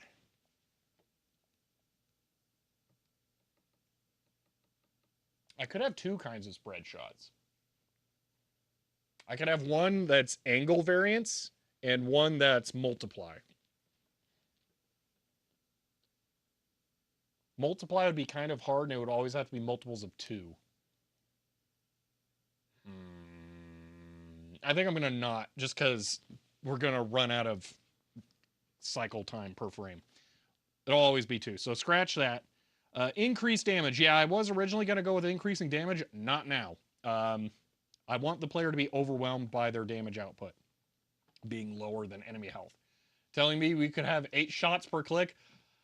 We could at 3 seconds per frame. Yeah, so one of the things I was initially concerned about is there's a limit to how many sprites we can have on screen. Apparently not a concern because there's a limit to how many frames we can draw per second. So, see, all randoms based on seed means, or seed ultimately means becomes competitive game.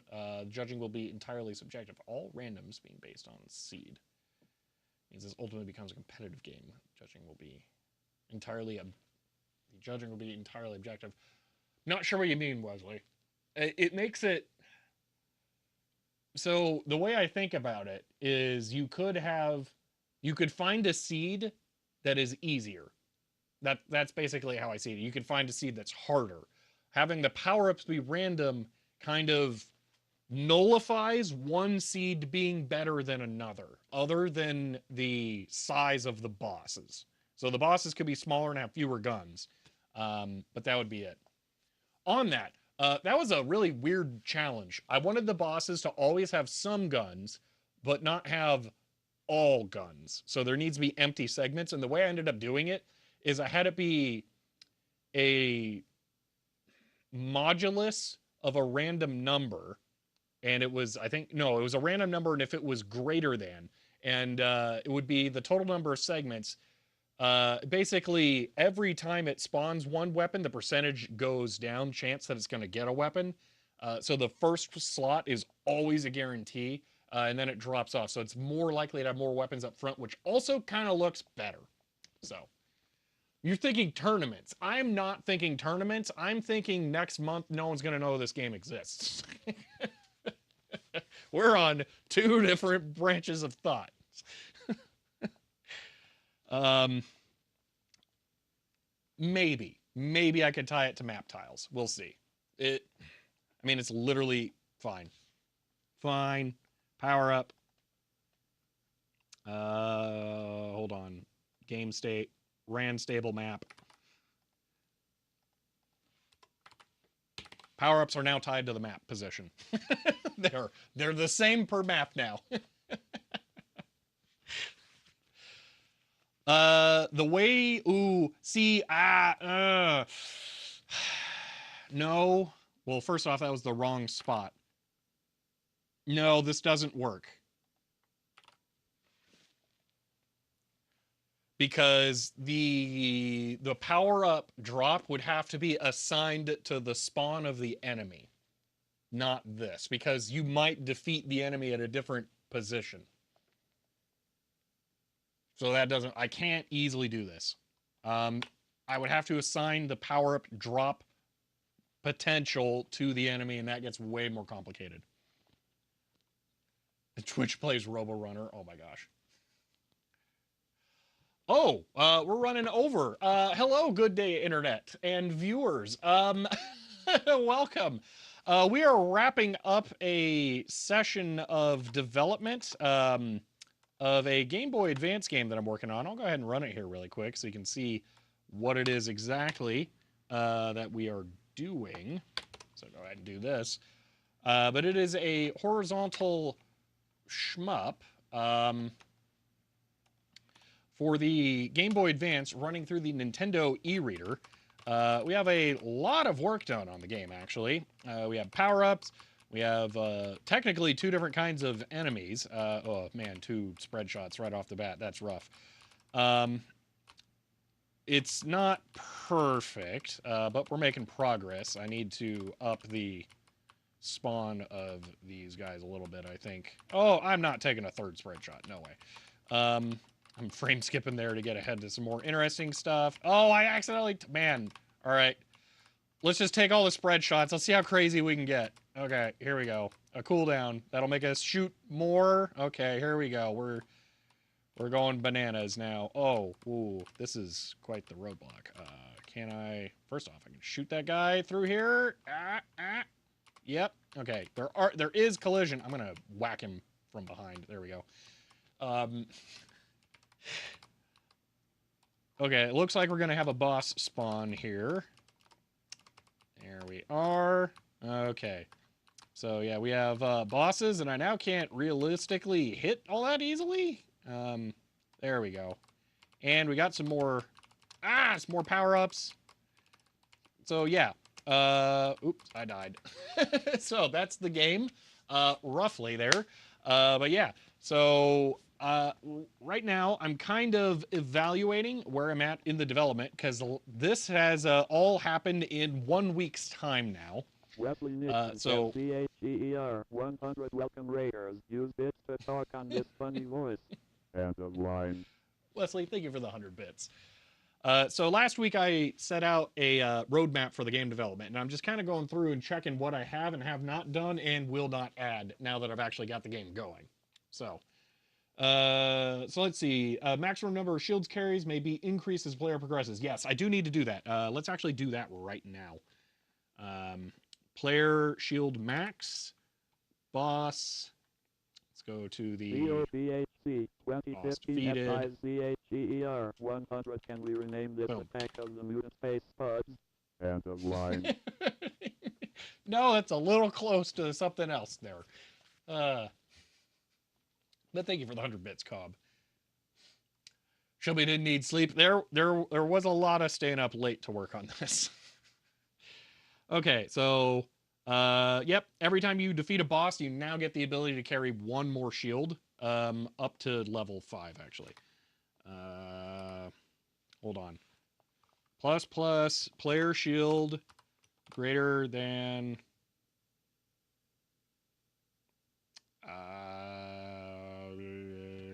okay, hold on. No, player shield equals player shield max plus 1 greater than 5 player shield, well, that can just be 5 else player shield max. Okay, plus 1. There's our capping it at 5 because I don't want you to have more than 5 shields. It's too many shields. Okay, sleep is for quitters. Let's see, don't forget to look west, little starlight stage. Oh, interesting. Okay, powers to be dropped from defeated enemies. Check. Enemies will have 3 basic sprites for light, medium, and heavy. So we have all of those designed. I added the rock one. The other 2 we should just be able to add. Except for the heavy one, which only fires lasers, because we still need the laser in, and that's going to be a little more complicated. But we can do that. Let's see. Lighter enemies will move faster from the right to left, get slower as they increase in weight class. Okay, that doesn't happen yet. Although the rocks they're slower. Maximum spawn limit for enemies will be higher for light classes. Flight patterns will be based on simple formulas. Technically, that's true. There's just only one formula for right now. I need to add more formulas. Okay, once they reach 100, it should be off screen. I didn't actually abide by that either. I'm just going based off of the pixel position. It works out the same. See, enemy weapon types will be fixed. That's true. Upon reaching specific point values, the level of the enemies will increase. That has not happened yet. I should probably do that. Yeah. I could probably... Let's do this. Boss level. First off, let's set the boss health. Here. So boss in it. First off, the bosses need more health.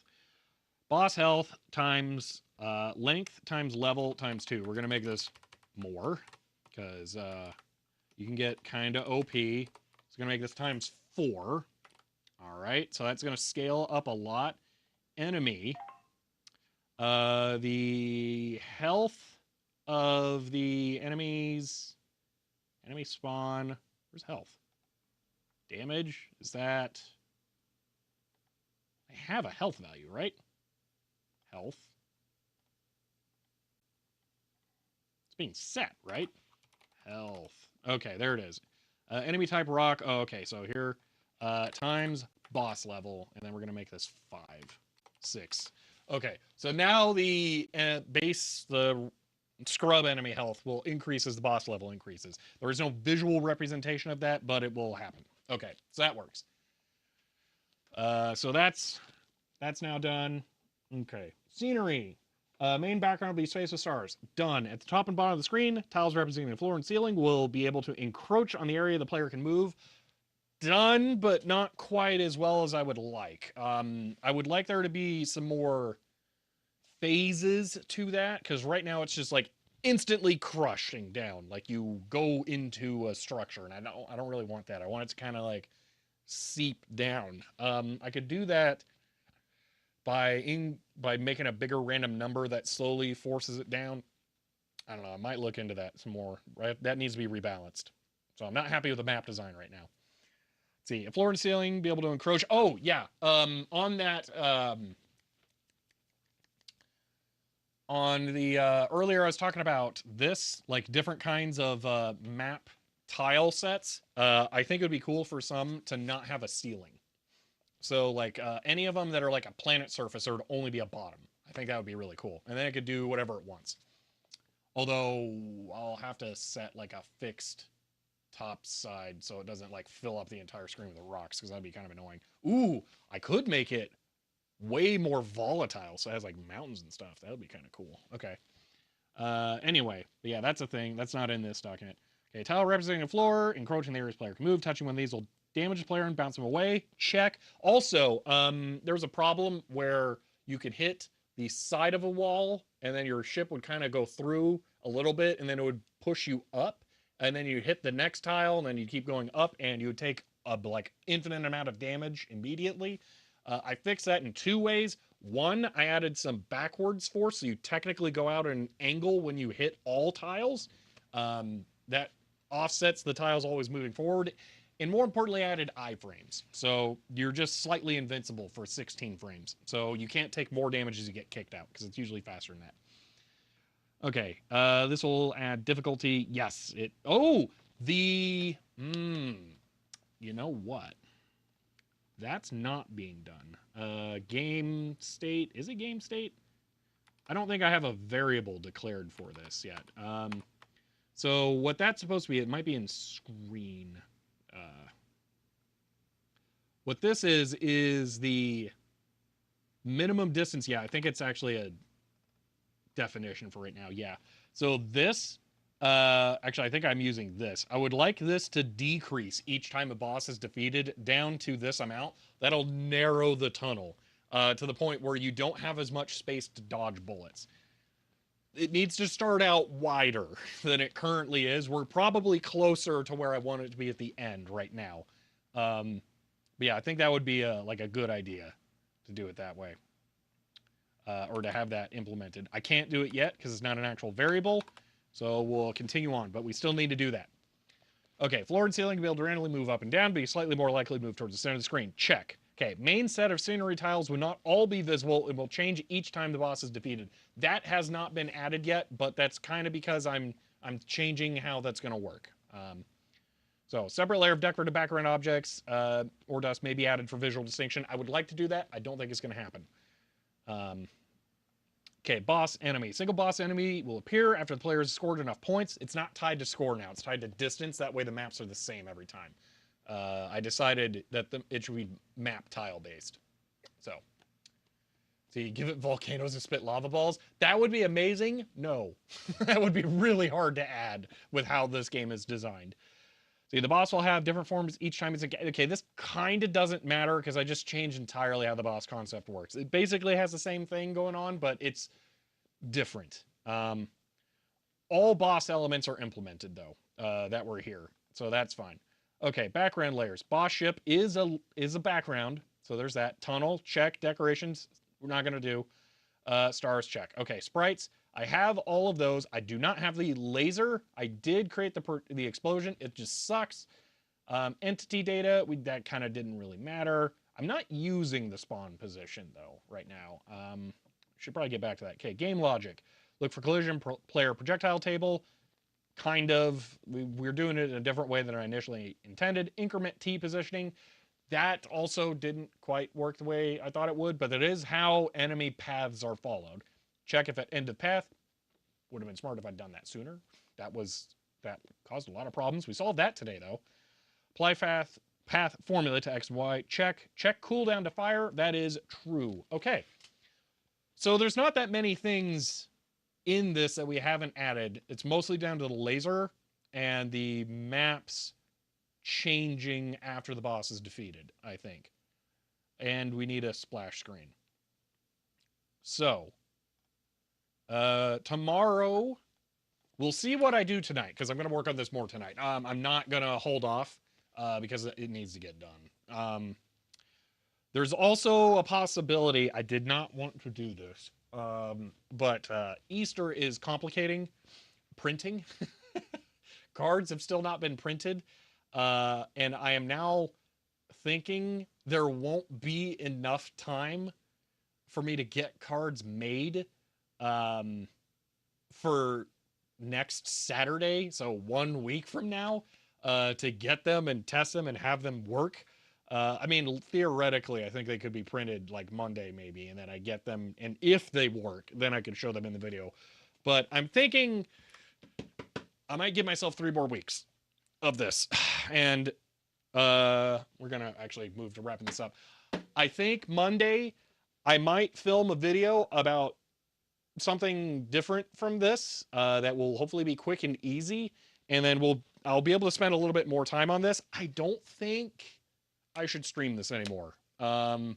Unless you guys, I mean, everyone who's here right now will say yes, continue streaming this, but we're at below average viewer numbers, so I don't know that everyone's actually enjoying this or not.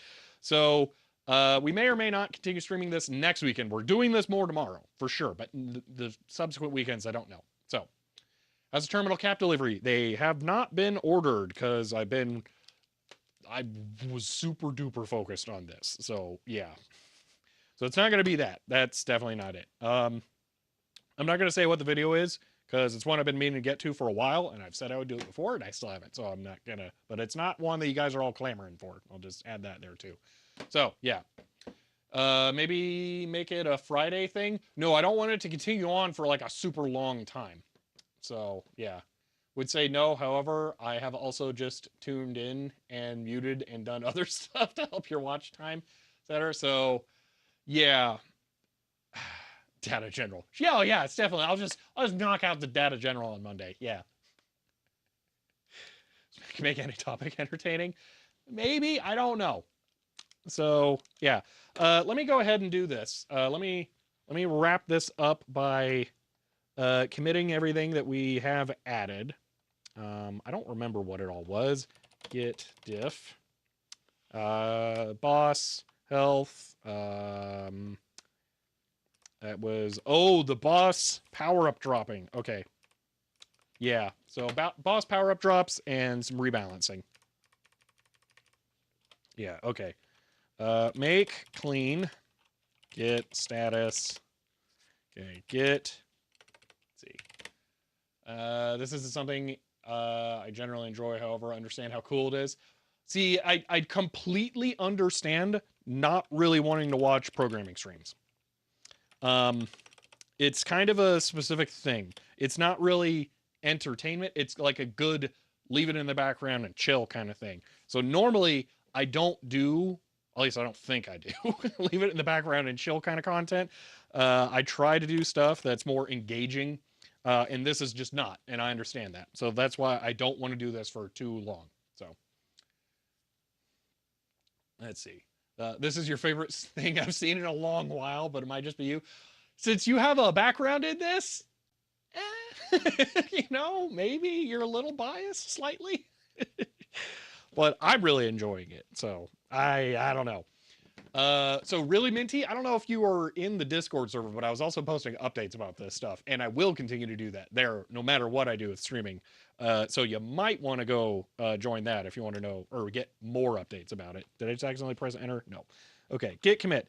Boss drops power ups and slight rebalance. And that was git commit. Oh, we need to do a dash A. There we go. Git push. Okay. All of that's stored. Okay. So, I think that's it for that now. Okay. Normally you're engaged, but yep, I get it. I definitely get it. So, programming is what you do in the background while chat abuses you. Yeah, you're totally biased. So this thing, if you program, you play along as you watch. If you don't program, this can be cool, but you don't get invested. Exactly. Yeah. So, surprised I've been enjoying as much as I have. Good background noise in the garage today. Yeah. Where can you find the Discord? So there used to be an exclamation point Discord, but apparently Nightbot doesn't want to talk to me anymore. I think it's linked in on the YouTube channel. Someone might, I might just be able to throw an invite link in here really quick. Like, let's see. Where is it? There it is. Okay, invite. This is the permanent link for the server. Oh yeah, I don't have chat up on the laptop. One moment. Creator dashboard. Okay. Let's see. Been enjoying it, Osambra? All right. If you want to leave it in the background and chill, if you want, leave it in the background and chill content. Have you considered turning your second YouTube channel into a bird watching channel? Gosh. Let's see. I was in the Discord. Tell everyone in the AI art in the Discord. Tell everyone in one of the AI art channels I was a member of didn't pay attention, started posting very bad stuff. Ooh. That shouldn't be my server. For one, we don't have an art channel. And I would not allow that anyway. So, all right. There is the Discord server. Now you're not on Discord. Yeah, if just entirely, don't blame you. I really don't. I'm not going to say I like Discord. It's just, it's a tool to accomplish a goal. So, all right. That's that. Okay. So, wasn't my server. Okay. See, just because it's not my thing, please do as you will. It's your stream. Yeah, but I try to do stuff that everyone enjoys. So, we'll see. Definitely tomorrow, we'll also do this. Sunday, I will not be streaming. There's many reasons. I'll just say Easter makes it complicated for me. Additionally, it's apparently going to be super stormy this Sunday here, and I can tell you the power went out here since I last streamed because everything is like off. So I need it could get really bad again tomorrow. It's gonna be a big one apparently. So yeah, it's gonna be a thing tomorrow, Desiac. Did you not see? We had wind advisories this morning here. Okay, not like, oh, it might dribble. Like, don't go outside holding an umbrella a little too tight. Okay. Yeah. So yeah, Sunday we might do that. Is there an IRC server maybe? No, you can IRC bridge to Discord, but I don't really do that. So yeah. It's been drizzling on and off all week. Yeah. But somehow the power went out here. So and that was aside from the brownout that we had while I was on stream, the first time that's happened. So I'm a little nervous for tomorrow. So Sunday is still on the schedule. Yeah, I do need to disable that. I'll try to remember to do that when I go home. But yeah, I think that is it for now. Have a wind advisory every time you beat some breath. Oh gosh. All right. I think that's it though. So, yeah, not printing cards, especially now that we just bumped it up to 3. I'm not gonna, I don't want to print 3 of them right now.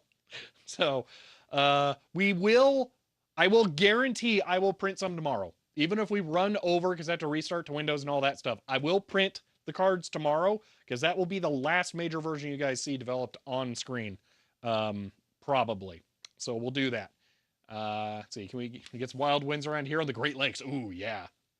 So, let's see, Monday was like microburst near, got thrown around on the highway. Ooh, that's terrifying. See, it doesn't affect tomorrow's stream if she's not streaming Sunday. That's not relevant until next Friday. Oh, okay. Well, that's good. So for this weekend, then it's kind of not, you don't have to worry about it. But yeah. Yes, for Europeans, your time change apparently happens. I don't know. I don't throw around in the car. Oh, okay. I know what that's like driving on the I-10 in like between Avondale and Quartzsite. Yeah, it's real windy there. So, all right. We're going to wrap that up. Let me do things here. Okay. All right. Oh, this is all messed up. Hold on. I can't get to the controls. Somehow the window got stretched out super wide. There we go. All right. I am running the outro now. Okay. Well, we didn't make as much progress as I was really hoping for. We got the power-ups dropped by the boss. We had to do some refactoring to make that possible a little bit more than I realized, which is kind of how this has been going towards the end. I had like a nightmare moment where I thought I actually used up all of the memory on the system, and then it turned out that the command for releasing the resources consumed by a sprite was a little weirder than I even thought, and it just can't be trusted in some way, so I had to do something else. So yeah, it's been just little problems here at the end, but yeah. So tomorrow we will continue this. We're going to be working on probably we'll probably work on trying to enter or create the screen where you put in the seed in the game. That way you can actually start new games on the player. And then I might try, yeah, we'll have to add actually ending the game and going back to the main menu. We will set it up so it can save the high score to the e-reader. That is an objective. That way you can try and best your previous score. I thought it would be super cool this morning if I could add like a high score table where it showed like the top 10 high scores, but I really don't think I can do that with how the region drawing works. I just straight up don't have the frame buffer space to do that because there's no way for me to delete regions to reclaim it and stuff, so can't do that. But yeah, so Discord link to panels below. Oh, there really isn't that? You can save on the e-reader. Kind of. You're not really supposed to, but you can. At least that's how I interpret it. Yeah, we'll cover it more tomorrow, but you can save games to this, and games can also save anything they want. So, alright. Yeah, you're not really supposed to. So anyway, if you guys enjoyed this stream, you may want to follow to be notified when I go live again next. If you want to help support the channel, you can find me on Patreon or get a shirt like this one. But that is it for now, and I will see you next time.